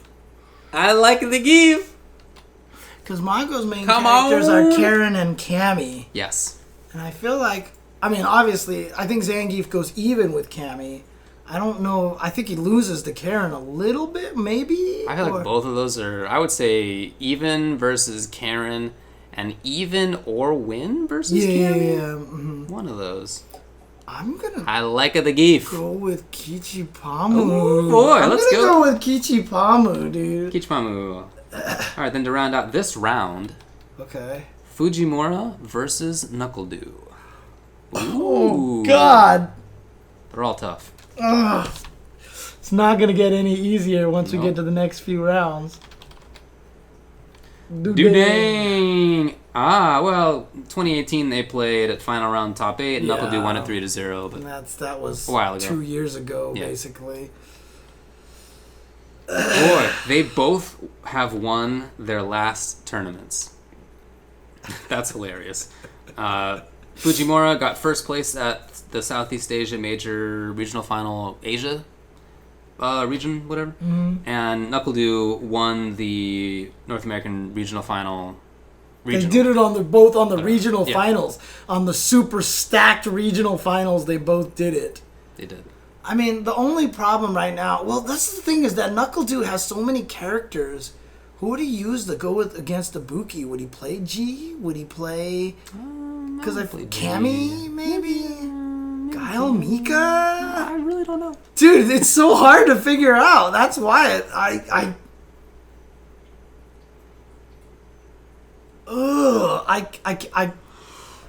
this is a hard one. I'd say let's just put it to the chat. Let's put it to the chat. All right, we're gonna pawn it off on all of you. Yeah, so I'm gonna do Fujimura and Do. How's that? Fujimura and Do.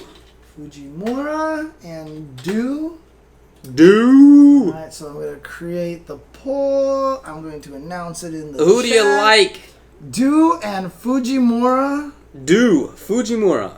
There What do we go. got? Bring it up. Oh my god. Okay.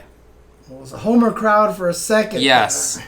Evening out though. Oh, hold on, a little bounce back, huh? Just Don't wait, it. all right? If you are trying to vote in here, just vote. Don't wait to see what happens and then give your votes later. Like you little gamers, you're trying to eke out all the little advantages you can. Here we go. We got 7 seconds left. 6 seconds left, and they're neck and neck. Dude, looks like he's pretty much stabilized this thing. Yeah. Oh, we're getting a few more votes in there, but that's it. Oh, Knuckle wow. Dew is gonna take it. Okay. Okay. Very interesting. Interesting. Very interesting results. All right. Well, that's it. So for that round, we have Punk over Machobo, Daigo over Momochi, Fudo over Sien, Hot Dog over Nemo, Bonchen versus over Gachikun, Big Bird over Sako, Kichipamu over Mago, and then Do over Fujimura. Dang. Okay. All right. Who All right. makes winners finals? Next round, we have Punk versus Daigo to start it out. I'm just gonna write out all these in advance. So Yeah, I don't screw it's it up fine. this That's time. fine. That's fine.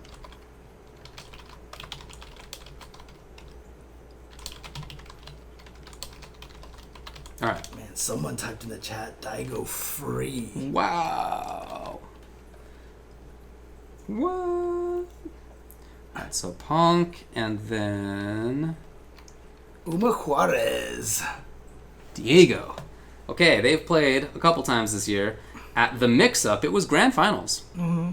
And Punk reset it 3-1 and then won 3-2. Or it was 3-2 and then 3-1. But anyway, Punk took it. And then at Celtic Throwdown, top 24, Punk took it 2-1. I'm going with Punk. I'm going with Punk. I'm going with Punk. Sorry, there will be no vote. No vote on this There one. will be no vote. We're being homers. Fudo versus Hot Dog 29. Huh. Okay, this is an interesting one. Now, find a new rival. These are your 4th and 5th overall points holders. So it's been going according to rank. Yeah, it has, so it turns far, out, yeah. At Southeast Asia Majors, they played in winners semis, that's top 8, and it was 3-1 for Fudo. Yeah. Did he probably played Mika in that matchup? I would think. I feel like Birdie would do a good job keeping Bison out. But I think Mika gets in pretty well. Oh, right. Yeah. There's those two sides of the things. I feel like that one. I'm doing lady, Fudo. Yeah, that's probably where I was leaning towards as well. I'm doing that whole, well, maybe. Oh. I'm going to go Fudo. Oh boy, old hot dog. All right. Sorry. By the way, these are for top 8 winners. Right, this is for top 8 winners. I mean, look, he's just a hot dog, but Fudo's the entire genre. Okay. Right? So there you go. Next one. Bonchan versus Small Cat Noise.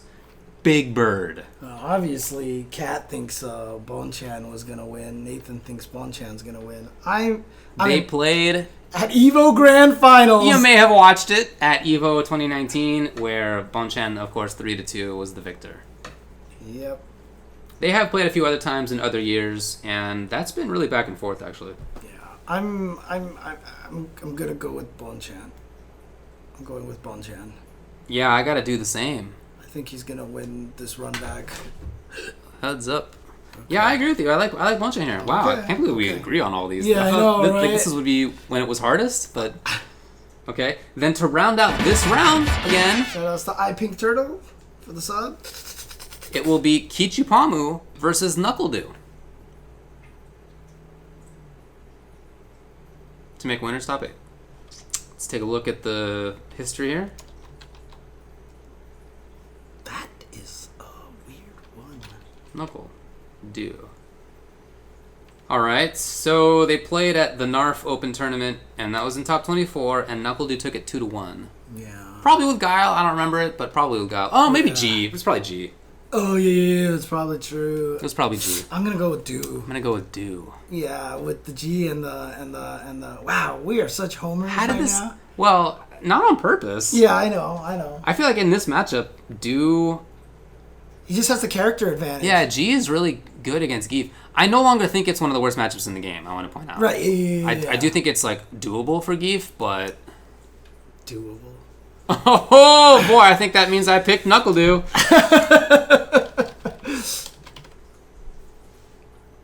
I picked Knuckledew as well. Yeah, so. yeah. Right. It will definitely... Okay. I think it'll be G, but it's G or Guile either way. Right. Look, Guile, it'll be G. Four players left. 4 players left in winner's side. 4 players left on winner's side, and So these are... Oh, no. Okay, not what I was expecting. Okay. Punk versus Fudo is the first one. Punk versus Fudo. This is a hard one for me. What's their record? What's their history? What's their history? Punk versus Fudo. Wow. Punk and Fudo. NCR 2019, they played in winners semifinals where Fudo won 3-2. But then there was a run back in losers finals and Punk won that 3-1. I remember that one actually because it was Karen versus Birdie, and Punk was talking about how bad that matchup is, and he came close, and then he came back and then just like ran right through him all of a sudden. I remember that match now. I remember that match. Well, that was a pretty long time ago. It was in April. And Fudo's been working on the birdie all year. Right. It's going to be stronger than that. What are you saying, David? What are you saying, David? Oh, man. You know, I kind of think we should just leave this to the chat anyway. Leave this to the chat? Because this is now in top 4 winners. Yeah, but, okay. I think my pick would be Fudo. Yeah? Yeah. Okay. I'm gonna abstain and just let the chat answer so this one. So it's Punk and Fudo, Fuudo. Yep. And so feel free to start typing in the chat who you think is going to win. Oh, we have no homers here. Well, that's only one vote Say right what? now.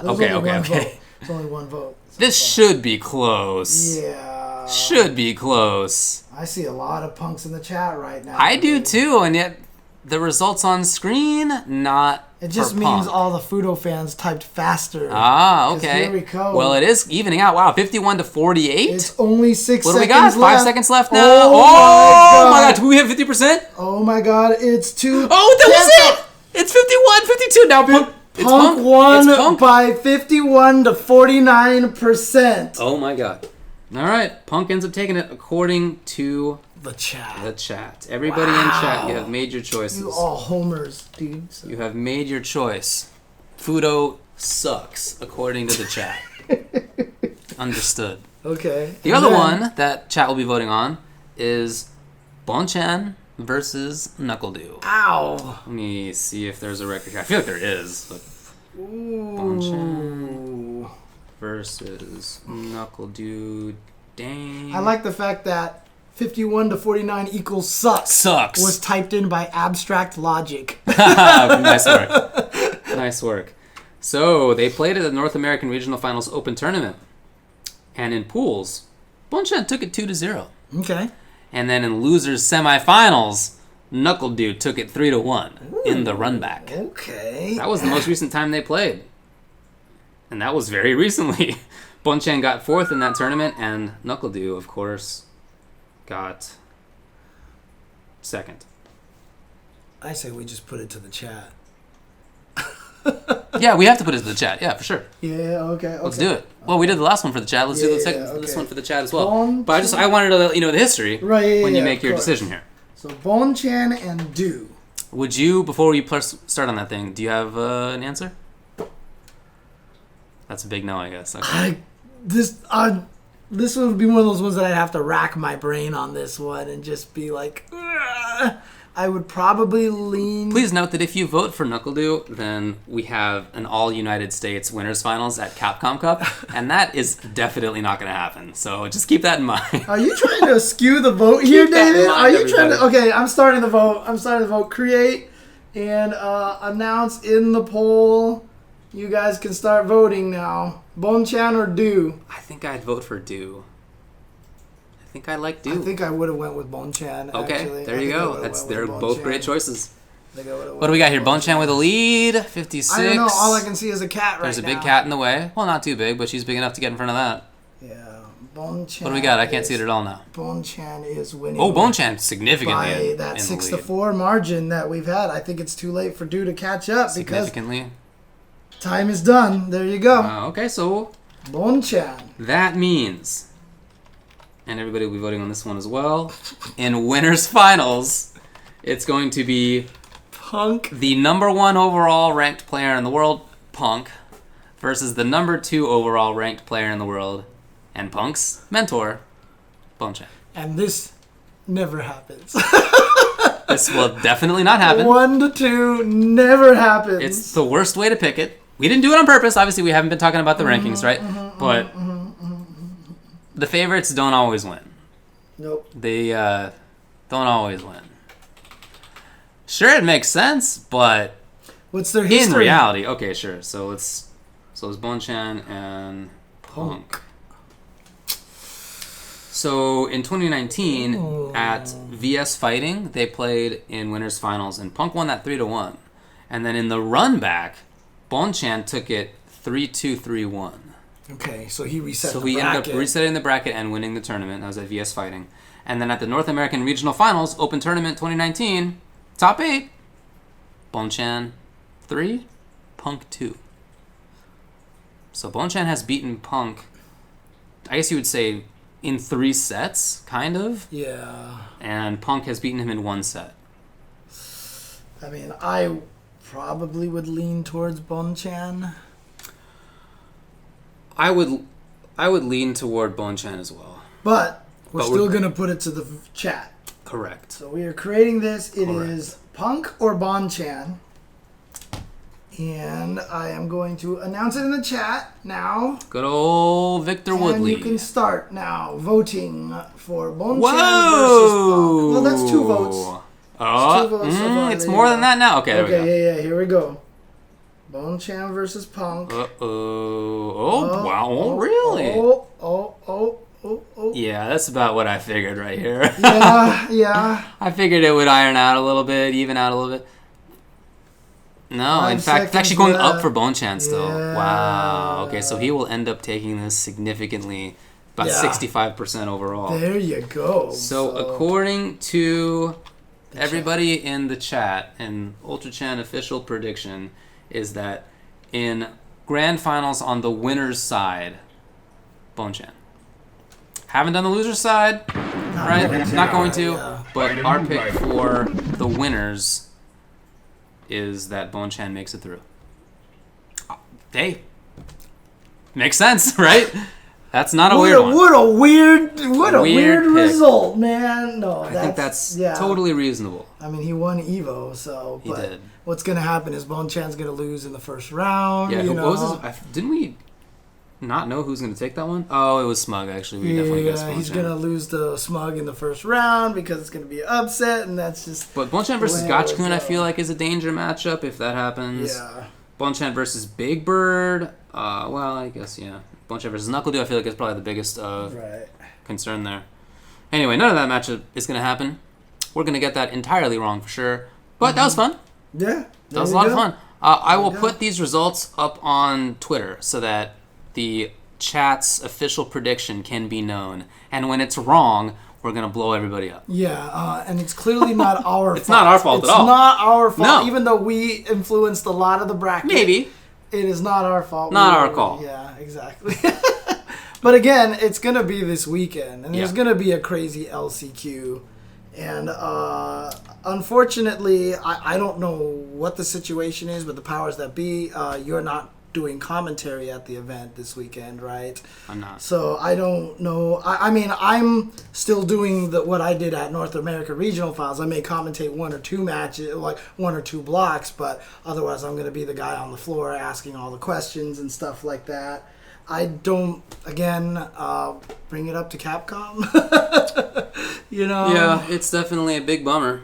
Yeah, so it's a weird situation. I don't know what choices were made, I guess. So unfortunately, that's how it went this time. It's definitely a big disappointment for me, to be honest. Yeah, I know. I can imagine, dude. I would feel. I mean, you know what? I mean, what was it? It was at the Dragon Ball tournament that Damascus showed up, and they just let him jump on.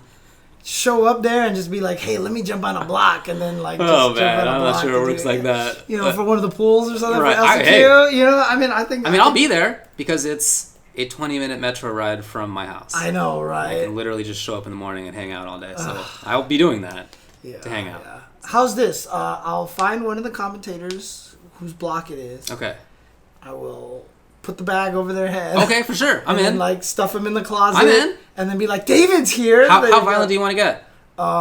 Depends on who I'm stuffing in the closet. For sure. So, I like it. Yeah, I'm in. Yeah, I'm in. okay. All right. Oh, man. Yeah. But yeah, so, but that's going to be this weekend. It's going to be crazy event. Is going to be, like, he's sad that you're not there. Yeah, too. thanks. I appreciate it, little guy. Nathan's telling me. But it's going to be a crazy... Dude, you should enter the LCQ. It's all right. Dude, you should enter it and kill everybody with a Honda. You can beat everybody with a Honda. I'm they actually don't in know. Capcom Cup after all. They don't know. It's not as a commentator. Dude, that'd be sick, dude. That'd be so sick. No, that's all right. That's all right. Yeah. Okay. But I will be there to hang out for sure. So if you're going, then say hello. Mm-hmm. I won't be busy. Yeah. So. God, you're breaking my heart here, dude. Oh, jeez. There's also the Street Fighter League.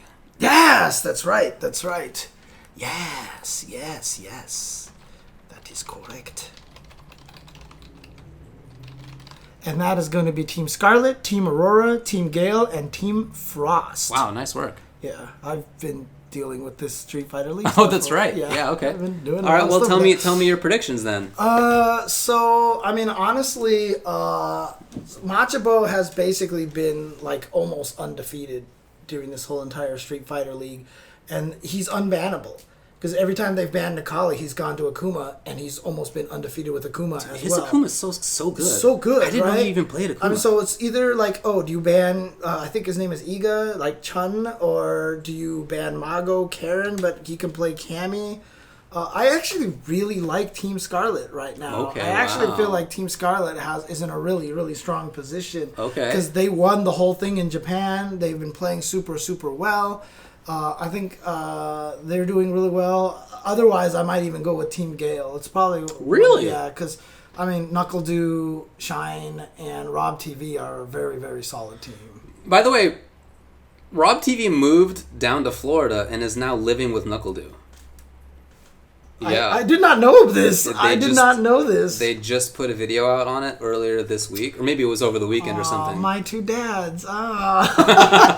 Nobody remembers that show from like the 90s or the 80s or whatever like that. Yeah. Anyway. Yeah. So now Rob TV is living with Do. You know that they're training up. Oh, yeah. For sure. So they're going to be strong, but... Really? Do you think it's likely that the American team wins over the Japanese team? I mean, that's kind of why I would probably go with Scarlet, because Mago is really strong. I mean, obviously, the other team is Nemo, Kichipamu, and John Takeuchi, right? I mean, that's a ridiculous team. That's very good. It's a very good team, but somehow they didn't win, and I'm not sure. But they were all so good. Every team was like that. Did I burst a vessel in my eye or anything like that? It looks fine to me. Okay. Yeah, I did something and my eye just feels weird now. Okay, so yeah, no, it looks cool good. to me. It's not good. Well, I hope your eye's okay. Okay. How much money is that for?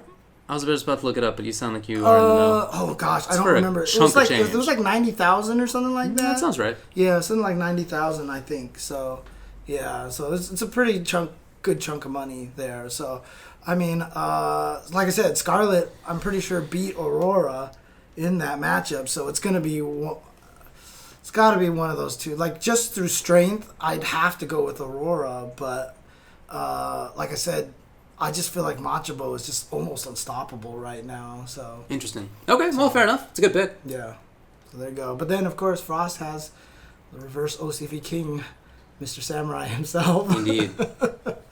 Which I'm going to be excited to see. So, all right, well, that's Capcom Cup coming up this weekend. Of course, it'll be on twitch.tv/Capcom Fighters. The new VSkills and stuff like that are all going to be playable over there. Yeah. The build is going to be there. Maybe some of the character changes are going to be present in that. You know what's interesting is that when they showed off today...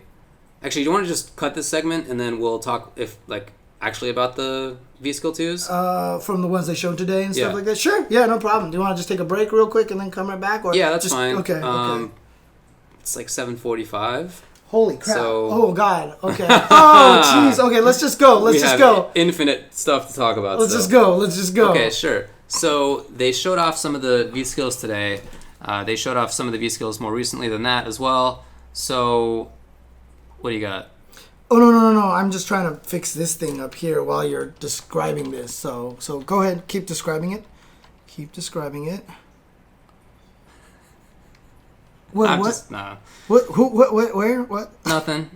Okay. So they had a stream today that showed off some of the new VSkills for Street Fighter V that are coming out soon, or later in December, I think is their phrasing. Yeah, and I think a lot of people were upset because they didn't show off as many, but they probably were not allowed to show off. I'm sure that they were not allowed to. I'm sure that's what it was. My guess, somebody proposed this on Twitter to me, and I think it seems right, is that maybe it's just like a exclusivity thing, because they've been having PlayStation's Twitter account come out with that stuff, and they might just like have a limit to how much they can show on their own stream. Exactly. That seems like a good explanation for that. So they showed off some that you've already seen, like Ken, Cody, Alex, Poison, Kage, and Blanca. They showed off those. And when you were talking about the changes that may be in for Season 5, when Cody was doing knife stuff, he was using very little of the meter. Of the really? For it. So I think that is definitely a confirmation, basically, that like this is the new build. Yeah, some people are even saying that, like, obviously Ryu's crouching medium kick looked like it reached a little further. There was one other change that someone said that it looked like in one of the trailers. I can't remember which one it was now, but it looked like there was something that was slightly different, but I don't remember what it was offhand. I don't know, but that seems like pretty good confirmation to me that things are actually going to be different in this. So we've talked about Ken, Cody, Alex, Poison, Kage, and Blanca's before. Right? We've talked about this on the show. They had better explanations of them. They showed some combos, showed some utility of them. The new ones that they showed were Sakura, Birdie, Dalsum, and Urien. Yeah, and very interesting here, because there hasn't been a lot of V-skills that I feel like... Because there's a lot of characters like, can we really pick the new one? Like, how can it be better than V-skill 1? And some of them are interesting here. I mean, I guess if we start with Dalsum... I'm not convinced VSkill 2 is going to be better, but it looks good. Basically what he does is he goes into weird tangled pose like his wind pose from Street Fighter 4 and powers up his fireball, basically. He can do this in the air. So when he powers up his fireball, the fireball, now when it comes down, hits the ground and bounces. So it's kind of like Lucia's EX up fireball, right? Right. It's like Lucia's EX up fireball. But he can still do it in the air, which lets him still teleport after and still do buttons and stuff like that. So it's like a mini float. Yeah, so he'll still have some control over that. Not only that, but the EX fireball, they showed the combo in the corner, which was down back heavy punch, or just down fierce into EX fireball, down fierce into EX fireball into standing light kick. So the first one was buffed enough that he could get another down fierce in there. Cost 3 bars to do that whole combo that he did. You're not going to do that combo probably, but the point is that it's way plus on hit. Right, exactly. So it's interesting. They're not necessarily nerfing his air mobility, but the thing is, the ability to float and fly for V-Skill 1 is so good. I really think there are matchups where you cannot give that up. Right. I think like Urien, Honda, like characters who have like maybe Boxer, characters who like move far horizontally with some Yeah. special move that like controls the space. But if you can just stay up above it, then you can hit afterward. Pretty hard, I think, to give up float in those matchups. But maybe in other matchups, I could see it being useful. Sure, if it's more about if there are matchups where you feel like you can control the ground, Right. maybe. Yeah. I mean, that's good, though. I'd love to see it so that you could use both of them, Yeah. you know, that they're both viable. But, I mean, clearly the second one looks good. Like, if the first one didn't exist, I would see it and be like, whoa! Sure. Like, It's this cool. looks really good, you know? But because the first one utility is so strong, like, that's the only thing. But I would like to have Dhalsim with 2 good V-skills as opposed to, like, Urian, who I just think that there's almost no reason to pick V-skill 1 anymore. Okay, right? so Urian's is that he charges up. It's like V-skill 1 for him is also a charge up, right? Yeah. So it's a charge up again, but with a different animation. And when he does that, now his fireballs become the third strike SA2, Temporal Thunder. whatever it was called. The kind of much taller fireballs, Sub-Zero, down forward 2, that is tall at the start, and then it kind of turns into the regular ball by the end of it. And up close, it does more hits. It gives you more combos out of it, more frame advantage on block. EX version looks like it gives you free juggle afterward, so there's plenty of stuff to do, plenty of setups, I'm sure. Jasmine, stop. And you think that is just strictly better than current V-skill? Maybe, because, I mean, I don't see a lot of people using the other one as, I mean, they use it, but obviously it becomes nice when people jump at you, then you can headbutt and basically guarantee that you're going to win because they can't kick you because you have armor. Yeah, you have good traps and good movement with V-skill currently. Right. I think it's pretty good, but it's, at the same time, not great. Certainly not one of the better ones. It's all right. This one, I think, looks like it might be maybe more useful. I think overall, for nothing else, at least you can build V-meter better with it. Yeah, I just think overall it's more practical. Yeah, That's all.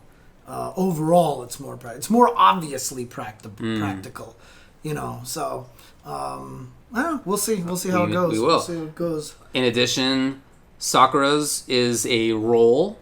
Yeah, a little She roll has kick. a little fast little roll, and then you can kick at the end of it if you want to. It's very Rashid-like, and it's not quite poison. It doesn't. I don't think it can swap sides. It cannot swap sides. And you can combo into it. Like Poison's looks like the startup was long enough that maybe it only combos after a stand fierce.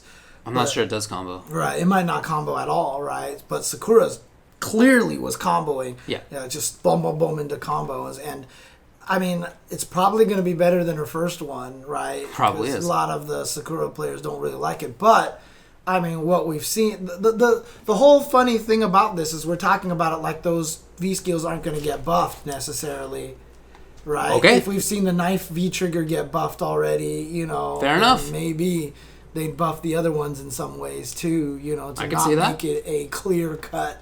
Like, obviously pick this one, but so far it feels like Sakura, you're just going to pick V-Trigger 2. That makes sense, yeah. V-Skill 2. V-Skill 2. And then the other new one that they showed was... Oh, and by the way, the nice thing about this video, too, is also confirmed that you're only going to get one V-Skill. You saw the 2 symbols above the super meter. Because some people were like, what if you could have both of them? Nobody ever... And I was even like, nobody's ever clearly said. Yeah. But you actually see the 2 symbols above When the you super select a bar. character, you then select a V-skill, and then you select the V-trigger. Right, yeah. So the last new one that they showed off is Birdie. And Birdie's was very interesting. Very interesting. What? Birdie's current V-skill. V-skill is really interesting and good. Right. Can, banana, whatever he eats quickly. I don't know. Yeah, the donut. The donut. Those are all really good. It's really one of the better V-skills in the game. Mm-hmm. And so I was wondering what they would do to sort of give you a real choice. So he blows bubble gum, and he gets this kind of big pink bubble right in front of his face. First of all, if you don't want to do that, you can just build a little bit of V-meter, right? So just like the current one, you just eat quickly, and you'll build some V-meter. But if you hold the V-skill button longer, then he gets the little bubble out. You can build it to 3 You sizes. can then, expand it 2 more times. So there's 3 different sizes of it. And then you can let it go in multiple directions. So you can send it up, you can send it forward, and on top of that, if you just have it out in front of you and it collides with a projectile, it nullifies the projectile. Right, so you can walk into a fireball. You're just walking at projectile characters now. Wow. Now, the interesting thing is that he is in counter hit state with the bubble attached to his mouth. Is he? I didn't see that. Yeah, and actually, because someone roundhoused him and he went, psh, and Kim was like, oh, it's counter. I didn't know that. Somehow I didn't notice that. Oh, okay. So he's in counter hit state. Okay, gotcha. So in other words, if you see him blowing bubbles, that could let you try to get in with a, like Lucy could just slide in or run in with the shoulder charge or something like that and try to get some damage. So I mean, Honda will definitely just do headbutt every time. Right, but yeah. Mm-hmm. He can do that versus Birdie current VSkill anyway. But the thing is, he might even be able to block, right? I mean, I'm sure he can block while he has the bubble out, right? So I don't know, can he?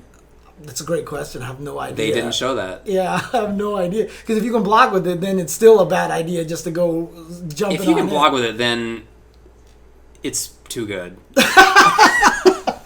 If you can block with it. If you could block. I don't think you can block with it. Someone says he can. He can block. He can? But he can't jump or dash.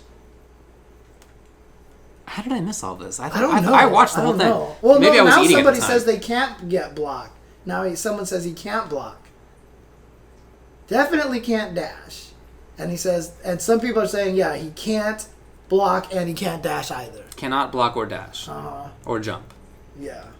So that kind of restriction makes a lot of sense to me because wow, it would be very good if you could still do all of your normal things, but you just had a projectile nullifier in front of you. But the thing is, if I don't know how fast the bubble releases, so if you see someone coming at you, can you just like boop? Yeah, it didn't seem like it was fast. Okay, didn't seem like it was fast. Okay, there you go.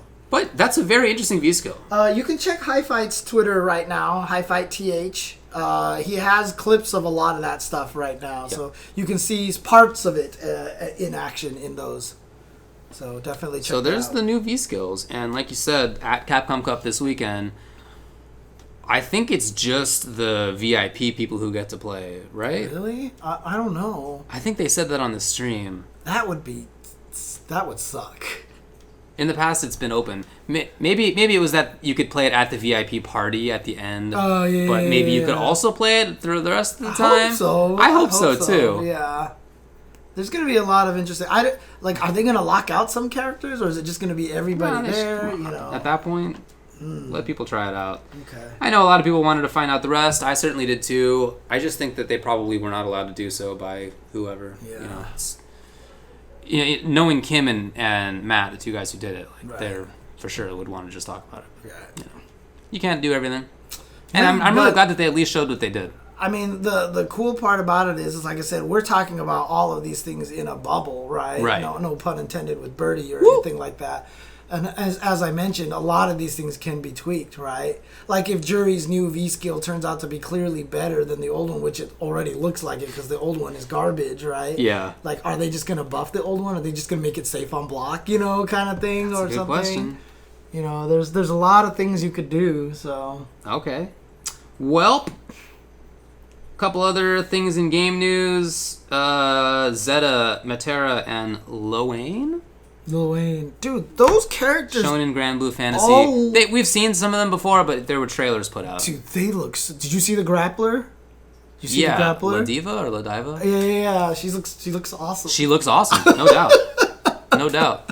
Dude, for me, it's either that character or the Big Knight. Yeah, the super that goes into when you see the referee counting, dude. Somebody said that they hope that only happens when it kills the opponent, and then other than that, the opponent breaks out at 2. Dude, that would be so great. Amazing. Probably not, but that would be a really great little touch. Mm-hmm. If there's any company nowadays, like modern company, that I think would do that, it's Arxis. So yeah, wouldn't put it past them. But I mean, all the characters, I can't get over how pretty the game looks. I cannot get over it. The one new girl character, Zeta, yeah, I think she was just like throwing arrows everywhere, right? She was that like Matera? Was that Matera? I don't know how these names were pronounced. Okay. Well, one of them had the bow and arrow, I think that was and they were zoning all over the place, and I was just like, wow, even though they're trying to make this game more horizontal and straightforward, they're still letting you look like you could be a pretty big of a jerk in the game. So yeah, that was my impression Matera too. is the one with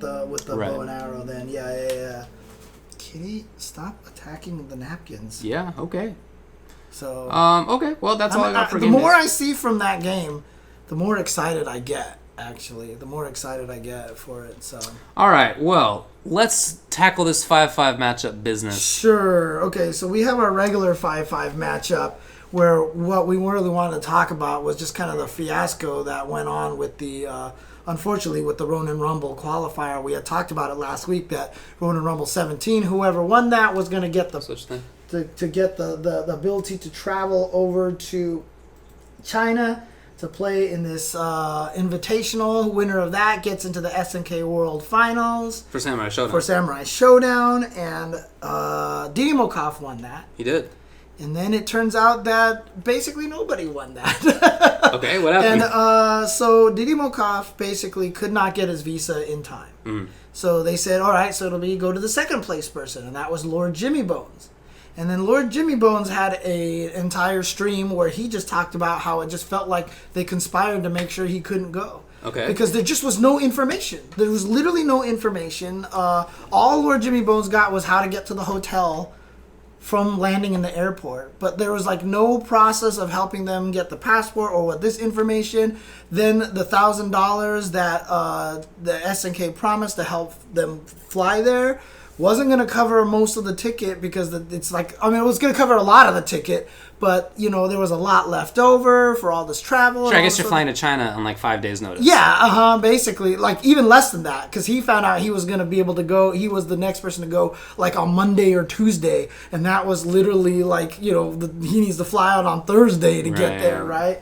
And so, yeah, it wasn't even close, and so Jeff, the hero, was going to try to cover the rest of it, but then it's just, there was no communication from SNK. They were not doing a lot of stuff, and so the question is, whose fault is this kind of thing? Because at this point in time, some people actually started going after Jeff for not having everything established ahead of time. Jeff runs Ronin Rumble, right? He was the one who announced that they were going to have this thing. Right. And, you know, obviously you're going to be excited about this thing that you've been running week after week and stuff like that. Sure. And they're like, hey, you get this official qualification. Sure. And Jeff was saying, like, they told him, like, oh, yeah, so don't worry, get the winner, we'll handle the rest. Mm-hmm. And so Jeff was like, okay. And he did get, like, confirmation from his side that they were going to do stuff, but then they didn't handle a lot of... I mean, there's a lot of he said, she said at this point in time. It's hard to know exactly what happened, but the whole thing just kind of blew up, unfortunately. And so Didimokov and Lord Jimmy Bones, neither of them went. Yeah. Neither of them went. And, that sucks. Yeah. And honestly, look, having a qualifier 1 week before the event, that was probably a problem, right? Yeah. And that was probably more SNK throwing a bone, like, oh, everyone's mad we have no US spots. Hey, you get a spot. Right, because this was a qualifier for a tournament that had 3 spots for the ultimate qualifier, for the ultimate finals. Right. Mm-hmm. And before this qualifier was announced, that would have been all Chinese players. Yeah. Mm-hmm. Right, so it would have been entirely Chinese, 3 Chinese qualifiers. And from what I've read, the Chinese scene is not super into or about Sam Show. Oh, really? Okay. I've read tweets about this. Please correct me if that's wrong, but that's what I've read. Whereas, of course, in other parts of the world, it's a pretty big game right now. Look, I mean, SNK is owned by China, right? And so there is just all of the spots look like they for a lot of these events feel like that they're crafted to make sure that China gets it. You know what I mean? So it seems like a weird situation, and a lot of people are frustrated with SNK. Yeah. I know Gibby has been a heavy contact, but a lot of people started throwing a lot of stuff at him, and he's like, look, I'm kind of the don't shoot the messenger kind of thing, you know? He was like, tweet at SNK, and, you know, honestly, I feel like, you know, and I'm not saying this just because, you know, Jeff is a friend and I've helped out with Ronin Rumble, and I know how much it's been, you know, taking up his time and how stressful it is to do this kind of thing. But, I mean, I really do feel like a lot of it, the onus is on SNK if you're going to offer those kind of prizes. Now, obviously, I'm talking to the lawyer here, contracts, you know, kind of things like that. And even Jeff said, next time I'm not doing anything without, like, contracts and stuff like that, right? With, you know, I'll point him to you and be like, talk to David, please. Yeah. You but know. look, what a contract does for you is make the ground rules obvious. It clarifies what the relationship is. It's not a machine that automatically makes the other side do what they're supposed to do. It's not. If you want that to happen, you'd have to go to court or something, and by the time that happens, obviously this qualifier is way over. So it's having a contract is important, but it doesn't guarantee performance. It sounds to me like it wasn't just that there were mistakes. It sounds like SNK just like didn't do some of the things, like this money thing you're talking about. Right. They just didn't. It wasn't that they were going to cover the travel. It was that they were going to give some money to reimburse them afterwards. Oh, even that. Okay, so it's hanging out on your credit card for a while. Yeah. Basically. So basically, you had to buy the ticket, and they were going to reimburse you up to $1,000. I see. So you got like $2,500 hanging out on your credit card for the next 60 days. Right, to go and try to qualify for this tournament. Yeah. Right. Okay. Exactly like that. So, and and then the tournament itself. I think the first round, like, it's a single elimination. Single elim is what you said. Yeah, and I think it only gets to like 2 out of 3. Like in the first, like it only got to like 3 out of 5 in like grand finals and losers finals and stuff. It was just like it was the whole thing was just. I mean, I'm kind of glad neither of them went because to go there and then just like lose right away or just have this really crappy experience would not have been fun. Right. And so, it's cool to visit a new country, but but under that circumstances, right? Like you go there, have a bad experience in this tournament, you're not going to enjoy the country. No, right? You're going to be kind of mad. If the circumstance were like, hey, I'm going to take a vacation to China, and at the same time there's a tournament. Like if you have the money and time and so forth to just do this, cool. It's like when you go to Evo Japan, right? I'm gonna go there and I'm gonna have fun. I'm gonna check out Tokyo. This is gonna be awesome. Very different story, obviously. Right? Yeah. So the whole thing just didn't go well, and I know some people kind of got on Jeff, and I know some people got on Gibby, and I know people. That's too bad. Honestly, like I've said it before in the past, like you got to give a lot of these companies chances to do it right because it takes everybody a long time. This I feel like is another story. Okay. Like this is like SNK's got to get this together. If they don't get this together, Samurai Showdown right now, I feel like is a good game for them to do this with, so that whenever KOF 15 comes out, they have something in place. If they wait until KOF 15 to be like, now let's put in the effort. I hear you. This is a good time to do the stuff. Infrastructure now. Build the infrastructure now. Get everything all set up to go. Create the team necessary to run this. Even if it is, let's create an SNK USA esports team and let them run it and stuff like that. This, I feel like they're kind of dropping the ball on this because it's organized in such a way that I don't see it as much as a, hey, we made a small mistake kind of thing. Right. You know what I mean? These are kind of like bigger deal. Again, like I'm not trying to put them on blast or anything like that, but this is a good opportunity to get this stuff established because a lot of these fighting games, they are starting to rely a lot on world tours. Sure, almost everyone has one. Exactly, and so if you want King of Fighters 15 to be successful, netcode please, and let's do a good world tour. Yeah, right? Sounds right. Let's do a good world tour. So sounds right. Yeah, that's a bummer. That's a big bummer. Yep. All right. Okay. We had a lot of questions on the 5-5 viewer we had choice. a tremendous amount of questions. Yeah. Let's check out the results. Thanks for all the submissions. That's super cool. I've narrowed it down to 20. By the way, Atomic Number asked a question. Who won the qualifiers? Was that the one that Infiltration won, or was that the other China tournament? So I believe what you said was that there were 2 tournaments, and they were giving out 6 total spots to the SNK World Championship, right? And Infiltration won one of those, but Infiltration I think won the other tournament. Okay, because I saw a lot of people saying like, oh, if Didi Mokaf or Lord Jimmy Bones went, they would have a really good chance of winning. And if you knew Infiltration was going there, I don't think a lot of people would say that, right? What I read was that somebody got a throw in Samsho, and then their combo was to pop Eason. To throw into East. No. Oh, throw into activating it. So, that was what I read on Twitter. Okay. Even I know that's wrong. Okay. All right. So let's move on to the next viewer chosen selection of 5-5. Again, we had a huge amount of submissions. I narrowed it down to 20. In the future, I guess maybe I'll have to narrow it down to 10, or else maybe we just make this like 2/3 of the show. We'll think about that, but I certainly appreciate all the submissions, and there was a lot of interesting stuff that was I mean, there's so many good questions here. I almost feel like we should just start making this like a big chunk of the show. Sure. I mean, yeah, it's cool. I'm totally down with that. For sure. Okay. So let's talk about the questions. All right, First one. A second. Let me get this. Oh, yeah, just go for it. Okie doke. Yeah. With the decade coming to a close, what are your top 5 fighting games from the 2010s? Yoink. There we go. 2. Does social media have too large a role in the FGC? It seems too judgmental. 3. Would SF5CE allowing players to use both V-triggers and both V-skills in the same match make the game more fun? 4. With so many tournaments lately, what are some tips for traveling by car or plane? 5. What is the role of hidden versus open information in fighting games? Do you like things like hidden stun bars, whether boxers charging tap, etc.? 6. How would you succinctly describe the common elements of fighting game strategy to non-fighting game players so they could appreciate fighting games? I feel like that's actually my life's work. Yeah, so I know, I'm right? not sure. Right. 7. What are some suggestions for how NRS community members could improve their stream numbers? 8. Should locals have beginner tournaments?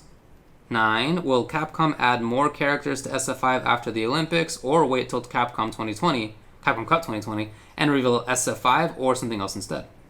10. Why are there so many scummy people in the FGC, and why are they allowed to get away with the crap they do? I don't know why people haven't let me get away with all that stuff. Okay. 11. Do you think Ryu will be buffed for Season 5 so that the SF poster boy will be represented in the 2020 Olympics? 12.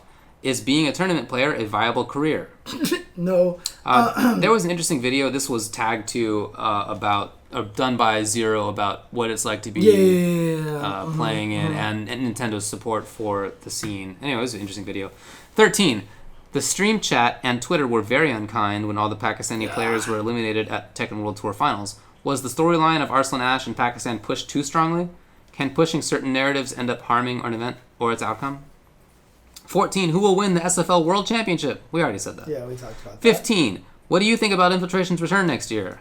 I'm pretty sure we've talked about that. Yep. 16. Do you think Capcom will continue year-long events like the CPT? Yes. 17. Would you prefer a new Marvel vs. Capcom or a new Capcom All-Stars? And why? Wow. 18. What separates players who are always at the top of their games from other top-level players who never or rarely win majors?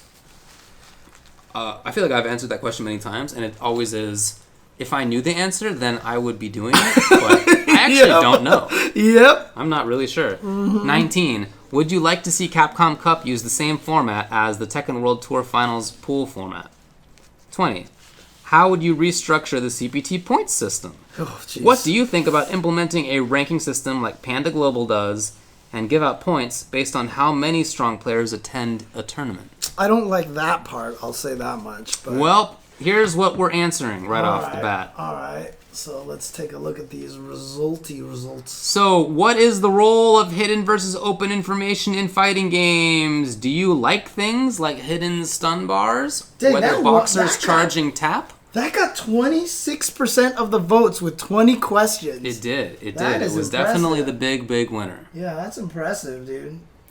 Well, what do you think about the role of hidden versus open information in fighting games? I would say that my initial thought is that although hidden stun bar is not on the screen, it's not actually hidden information. Right. That's hidden information for players who are at a lower level, but once you know the game pretty well, you basically know when you're about to be stunned, right? You can make very strong guesses about that, or in some cases you just know for sure. Right. So I don't really consider that hidden in the same way. I just think it just depends on what it is. You know what I mean? Like boxer charging, tap. You know, there's plenty of moves in many games that are holding a button. And I like those kind of things, right? Like, I like that kind of thing. Like, if there was a character that... Like, I know for characters like Jam or Jury, it's very obvious what they've charged up based off because it's on the screen. Yeah. But if they designed a character purely around the fact that you see him charge up and it could be one of three things and you don't know what it is, like, I think that's cool. I like in Marvel 2 when Thanos did a special move and you didn't know which one it was going to be because they were all the same animation. I can't even barely remember now. I thought he just raised his hand, He did. right? Yeah, but wasn't there a color gem that glowed? I don't remember. Okay. Anyways, yeah, like Poison, like when she's in Like the Poison. stance, you don't know which one she's really like charging that. up, right? Like, I like all that stuff, right? I like all that stuff. Now, that's part of the character design. I do think that there's some information that's not necessarily hidden, but I just feel like this information just should be out there nowadays, like Punish. I like the games that have Punish now on their screen. You know, when you hit someone out of recovery. I just like that information because by the time you see it, it doesn't really matter, right? Unless, of course, you can try to use it for a confirm because you're not sure if you hit them in time or not, so you do it based on whether you see the word Punish come out. I mean, it's not going to happen. Amazing. It's not going to happen that often, right? I just think it just depends on what the information is. Yeah, fair enough. You know, I really like the idea of holding button special moves that don't show stuff. Right. Some do. Like I saw somebody in chat talking about Zero, right? You know that he's holding Buster because it starts to glow and it goes. Right. Yeah. I really liked in season 2 when Boxer was holding tap, and then he could come out with it, and you could hear him say the number, but other than that, you just had to really pay attention. Right. I like that. I played El Fuerte. Right, yeah. And I really liked the idea of having to charge stuff because you're giving up really important things and you have to guess which one you should give up. Birdie does that in SF5 right now. I really like that. I personally find that very interesting. You have to think in advance, right? You have to plan ahead. In the case of EXQ Bomb for Forte, which was invincible at the end, you had to think in advance like 3 seconds. Right. And that's like not actually that easy to do. Right. I mean, think it's cool. even in situations like right now with Sam's show, Shizumaru does the same thing, right? And a lot of times Shizumaru gives up light punch because you want to keep a lot of the other weapons that you have. You want to be able to keep throw, and you want to be able to keep weapon flip technique and all this other stuff like this, right? Right. And so, as players, you have to have that awareness that you see them not swinging with light attack, right? And once you do that, and you're like, well, now they can't poke away with lights, and so I can attack them a little bit more freely and stuff like that. I think it's cool. I think it's fine. I like having that aspect of the game. Agreed. I've always liked having that aspect of the game, right? Agreed. Like even for example, in training mode, 100%, I want charge bars for charge characters. That would be pretty cool. But in the actual match, how many times have we seen people end up being charged when we didn't expect them to be charged? Sure. Like, people hide that stuff really well, and having that confirmation on screen would be bad. Agreed. I think it's cool when the person does the flash kick at the last second and they just knew that they were charged. I think that's cool. Sure. Agreed. Agreed. I don't want that information on screen. Training mode, 100% I want it there. Okay. But like outside of that, I don't, I think I like having those kind of hidden information in there. So I think it's just very much a part of fighting games. I definitely agree with you. Yeah, for me, it's something I really like, and I have played several characters with that. I played Boxer in Hyper Fighting, and I played Forte in SF4, and I feel like I'm forgetting somebody too, but I like that. Yeah, I mean, honestly, I do feel like Tekken. I would like to have it so that they had the combo meter on the screen, or punish or counter hit show up. Counter hit maybe not, because counter hit is so valuable in this game that having counter hit show up as an obvious, like King has a move where he pushes you and he can link off of it if he counter hits you, right? Being able to confirm that being a counter hit based off of text showing up on the screen might not be a good idea. You know what I mean? But I would like to see punish. I would like to see punish. I wouldn't mind having a combo gauge, but Tekken has always kind of prided itself. Again, it's a tradition kind of game of just not having all that extra stuff on the screen. So, but I mean, 2 characters have super meters now, so yeah. The God, freaking Hanzo. I do think that. I forgot I was going to say. Hanzo distracted me. Never mind. Okay. Cool. Okay. Anything else to say about this topic? Nope. I mean, there's so many good questions. I feel bad that we're not. Well, the second places tied are: would you like to see Capcom Cup use the same format as the Tekken World Tour Finals pools format? And would you prefer a new Marvel vs. Capcom or a new Capcom All-Stars, and why? All right, let's just answer those. Got it. Let's just answer Would those. you prefer a new Marvel vs. Capcom or a new Capcom All Stars, and why? P.S. What's Capcom All Stars? Capcom All Stars is a game that never came out. It was the one that had Hook, Ingrid, and whatever the other character. Hook? I think that's what his name was, or something like that. There's 3 characters, and Ingrid was the third one. And all 3 of them went away, but Ingrid, for some reason, has somehow always been in existence. Rook, that's what his name. Sorry, Rook. my bad. I think I got him confused with the Transformer. But it had like Strider, it had Alex. They even had like finishers, like almost like fatalities, but it was like some crazy combo thing. It was really ugly 3D. It was like PlayStation 1 3D kind of stuff like that. Never actually came to fruition, but it was just, mix up all the Capcom characters. I would like a hybrid of the two. I would like a Capcom All-Stars that plays like a Marvel vs. Capcom that does not have Marvel characters. Absolutely right. Absolutely right. Yeah, or if they can find another franchise to find guests in, but at this point... Please just give me a game that you have all the rights to. Yeah, exactly. Let's just not worry about that. Just give me Capcom versus Capcom. Even if it's called Capcom versus Capcom, I think would be genius. That would be so great, to be honest. Yeah, and just have the Capcom logo versus the Capcom logo. Like, so great. It'd be so good. I mean, that's the game that I want. Yeah, I agree with you. I think That's that'd be the really, game I really want, cool. yeah. There's a big hole in everybody's hearts, and that's the Marvel series. We have 2 like pretty good near versions. Well, maybe 3, I guess if you think about it, of BB Tag, Dragon Ball, Skullgirls. I guess there's also Power Rangers now. Like there are variants of this theme, but the Marvel series is like it just feels weird that it's not a major game, right? It always has been. You don't need all the Marvel characters. I mean, they're all just functions. They're just functions after all. Exactly. So you can just make people play like the other. Just make them play like that. Who cares? Who cares? Jeez. But yeah, that's my answer. Yeah. I would love to see a Capcom versus Capcom. Agreed. So let's do Capcom All-Stars, but make it play like Capcom versus Marvel versus Capcom.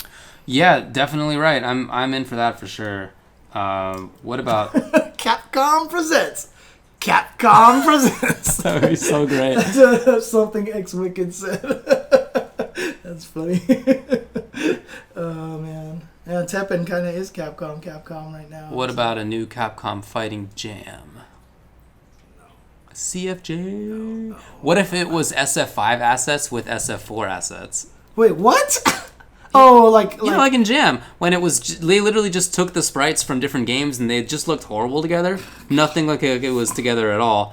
Why not have SF4 Zangief? So the other question that we have here is, I see, okay. Would you like to see Capcom Cup use the same format as the TWT Finals pool format? It's certainly the TWT Finals pools is very compelling. Of course, that's when you have 20 players and then they get sent into 4 different pools. The players themselves pick where they go, so that you can get these interesting things of like Knee really wanting to play against Arslan Ash, for example, right? You can get matchups that people really want, that the players themselves really want. You can also get more game time out of each player. So from the player's perspective, they get more chances. From the viewer's perspective, we get to watch them more. Right. So my answer to this is I like that they're different. Okay. Because the one thing, the biggest weakness of the Tekken World Tour format is it's 20 players, right? If you want to do 32 players, and again, in Street Fighter, God, how many of these people are working hard? Like, if you shove it back down to 20, I mean, it's just like, tough. It's brutal, right?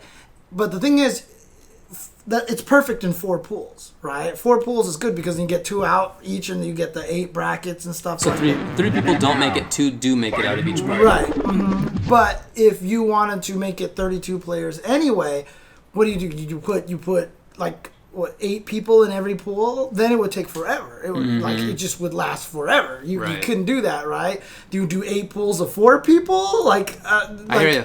It's just it creates a format problem. Now, the thing that I do love about the Tekken World Tour format is that you don't know who you're going to play. We talked about this earlier. You can't pre-plan. You have to still feel like you have to learn every matchup because you have no idea who you're going to fight against. You can't just sit there and go, I probably won't run into these characters. I'm not going to pay attention to it, right? You have to worry about the whole field. Right. And I do like the fact that everybody gets to play 4 games. So again, there's the 2 advantages, but, you know, if Street Fighter's got to run that way, I mean, even Justin said it last year.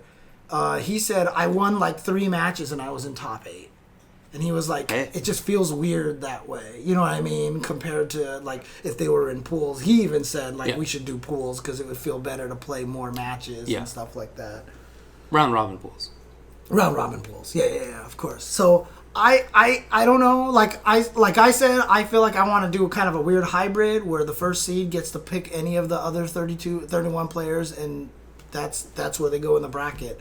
And the second seed down here picks any of the other guys. And so that way nobody knows who they're going to fight except for the top seeded guys. And that's their advantage. Okay. Right, but that creates that unknown. But then you have no idea who else is going to be in your pool. Unless, like, Punk talks to the guy who's seated under him. But that guy might have got picked earlier, so he's not going to be there anymore. They have a draft. Yeah, basically. And that throws that off, so then they can't pre-plan. Still gives an advantage to the people who are in the lead. I like this idea a lot. Right? That was kind of where I was thinking about going with that. You still have the problem of only going 0-2, and then going 3-0 right away puts you in top 8 like instantaneously and stuff like that. But the whole season is double elimination brackets, right? And to have the finals be double elimination brackets just makes sense. Yeah, so, it does. Yeah, I don't dislike Capcom Cup's format because I like double elimination brackets. Right. I guess I'm cool with them being different. They don't need to be the same. Of course, there's been a lot of trading ideas among the various tours. Like, it'd be great if Capcom picked up the idea of the dojo event. Right, That is going to be in a couple other ones in the future.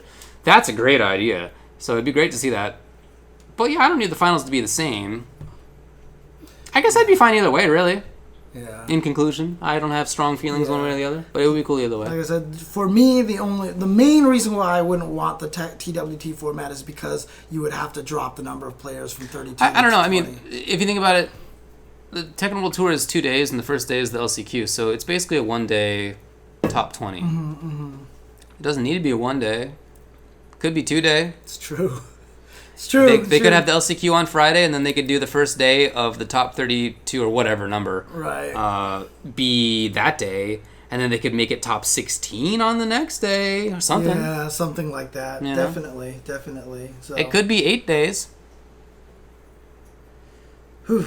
Yeah, it's an interesting situation, but like I said, it's just number of players versus going 0-2. You get to see your favorite player only play 2 matches. Kind of sucks. If there was a way to extend that and somehow keep a double elimination bracket, obviously there's just no way.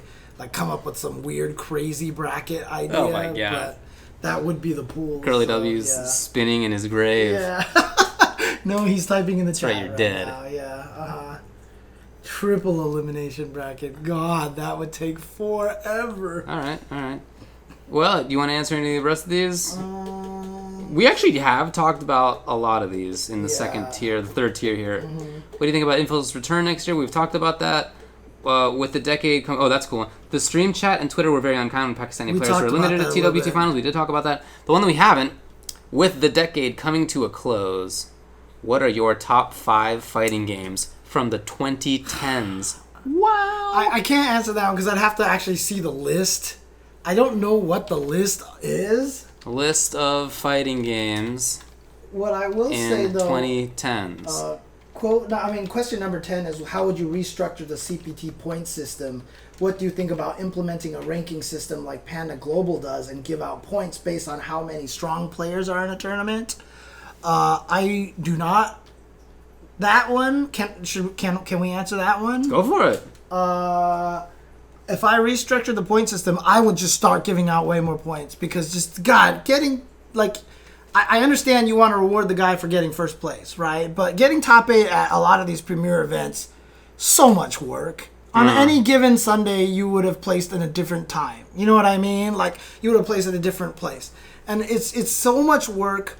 But the interesting thing is, talking to 2 top players, they said that they kind of like only rewarding the top 8, situation, because they're like, no, win, But I just feel like maybe the point distribution should be a little less of a steep drop-off, like instead of like this, a little more flat, right?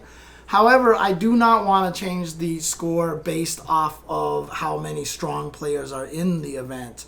I don't like that, because that can cause a lot of top players to not go to an event and then just ruin somebody else's points. Right? Like let's say there's this premier event going on and just happens that nobody goes. And then it sucks for the people who did travel there, right? Like, yes, yeah. They spent all this money, they did all this work, they went there. Okay. I'm going to win this premiere. Okay. Nobody showed up. You get less points now. But Okay. I paid to go to this premiere and I did the effort. So I just don't think that's fair. Yeah, so okay, fair enough. If you get an easier pool, that's just because nobody else wanted to take advantage of the points. That's how I feel, so. And currently, the curly W, ELO sucks, and it doesn't work for the fighting game community. Yeah, this question's not that easy. It's not as easy to get the list as you thought, huh? I didn't think it was going to be easy. Oh, okay. Let's see. Oh, dude, someone posted it in here. Oh, really? Is that actually Sort- on IMDb? Really? Clay fighter. Clay fighter. Hit him, beat him, they don't care. I can't remember how that song goes. But it was crazy that there was a singing on a Super Nintendo. It was. That was big times. Top 100 best fighting games sorted by release date. Wow. So we've got MKX, Street Fighter Cross Tekken, Soul Calibur 5. IMDb ranks that second? No, this is sorted by release date or something. Oh, wait, what? But no, there's a lot of things missing from this list. Funky. Yeah. Click on sort by again. Sort What do you got here? Can you press the thing next to it that has the little arrows there? Oh, yeah, I see. Just to kind of like reshuffle it or whatever like that in case it was messed up. Yeah, because I think it was. Oh, maybe not. Nope, never mind. It just doesn't have it all here. All right, this is Yeah, this is not going to work. a little weird here. Boy, this is a tough. All right. Oh, that's a users list. That's why. So it doesn't have a lot of the games in there. So never mind. Okay.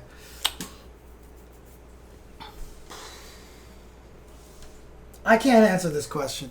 It's too hard. All right, let's go. UMBC 3. These are not in order. This is hard enough to even get 5. Right. UMBC 3.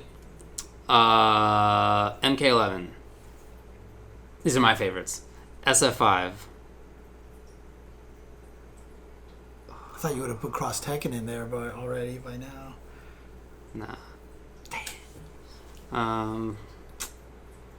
Boy. Maybe Tag? Killer Instinct. Killer Instinct. Interesting. Okay. It's hard. This is the hard one. I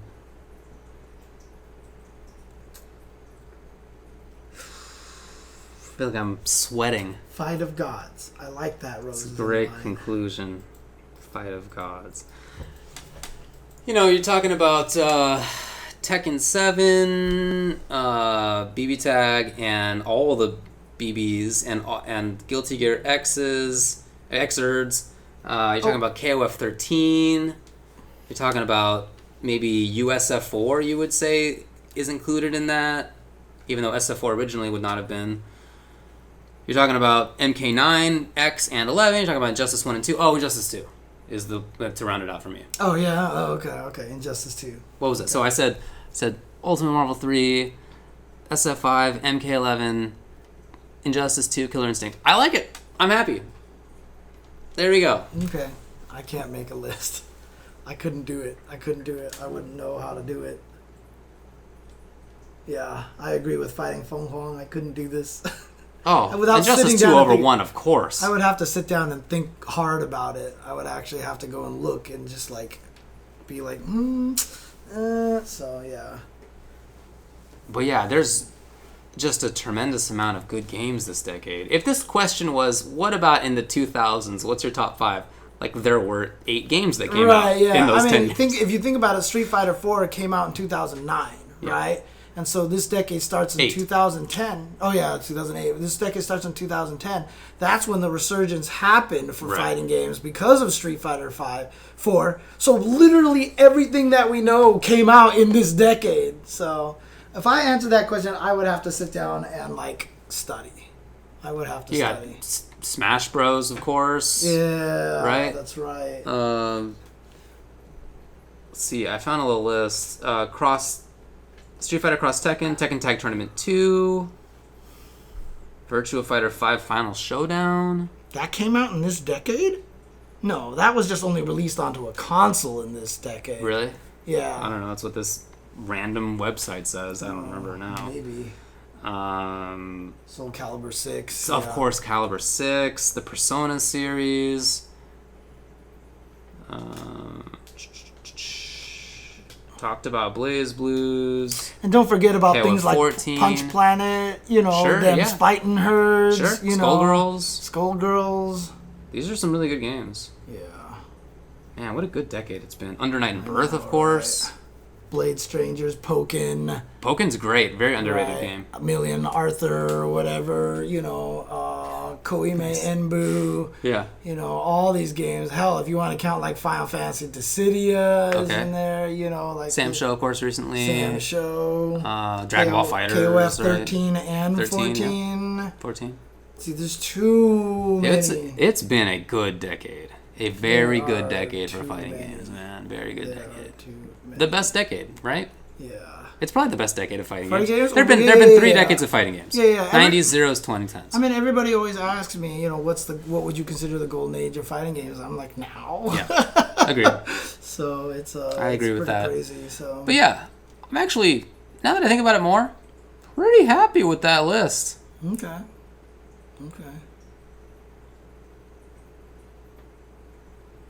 The smile keeps growing, like the satisfaction is like increasing.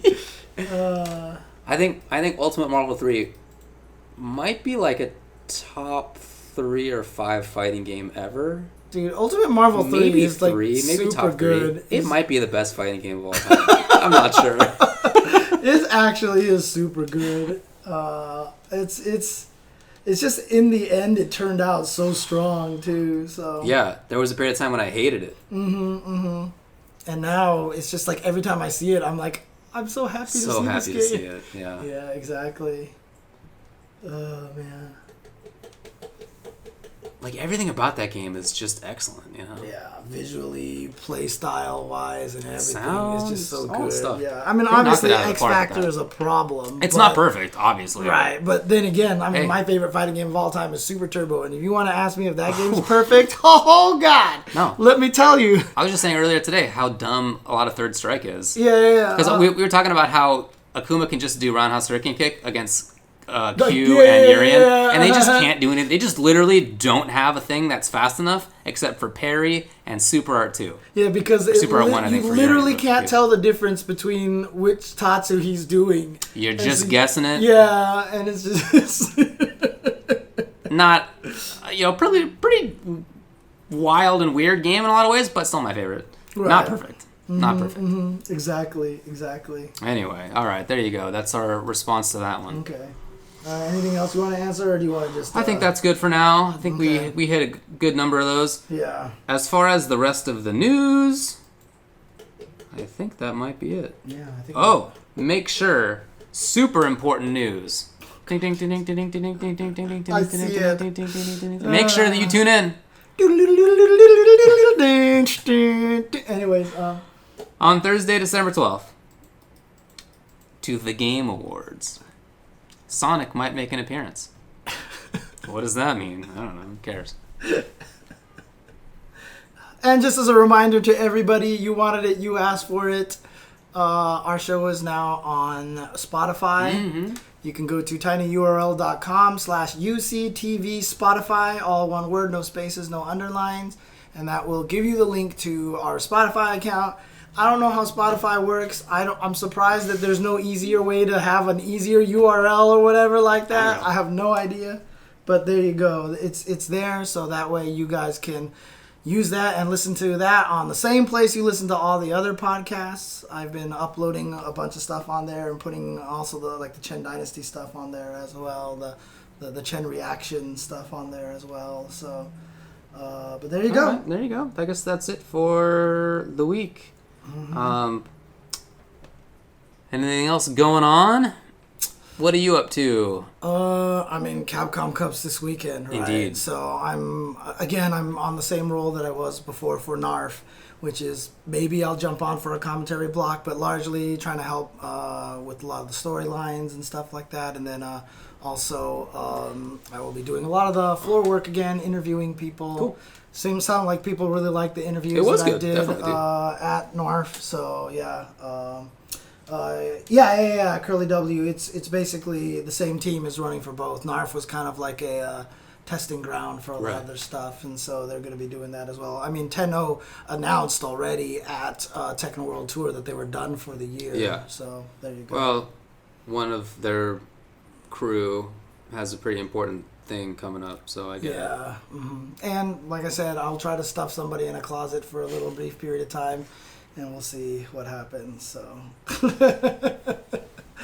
oh man, yeah, it's yeah. Anyways, it is what it is. It is what it is. So. Yep.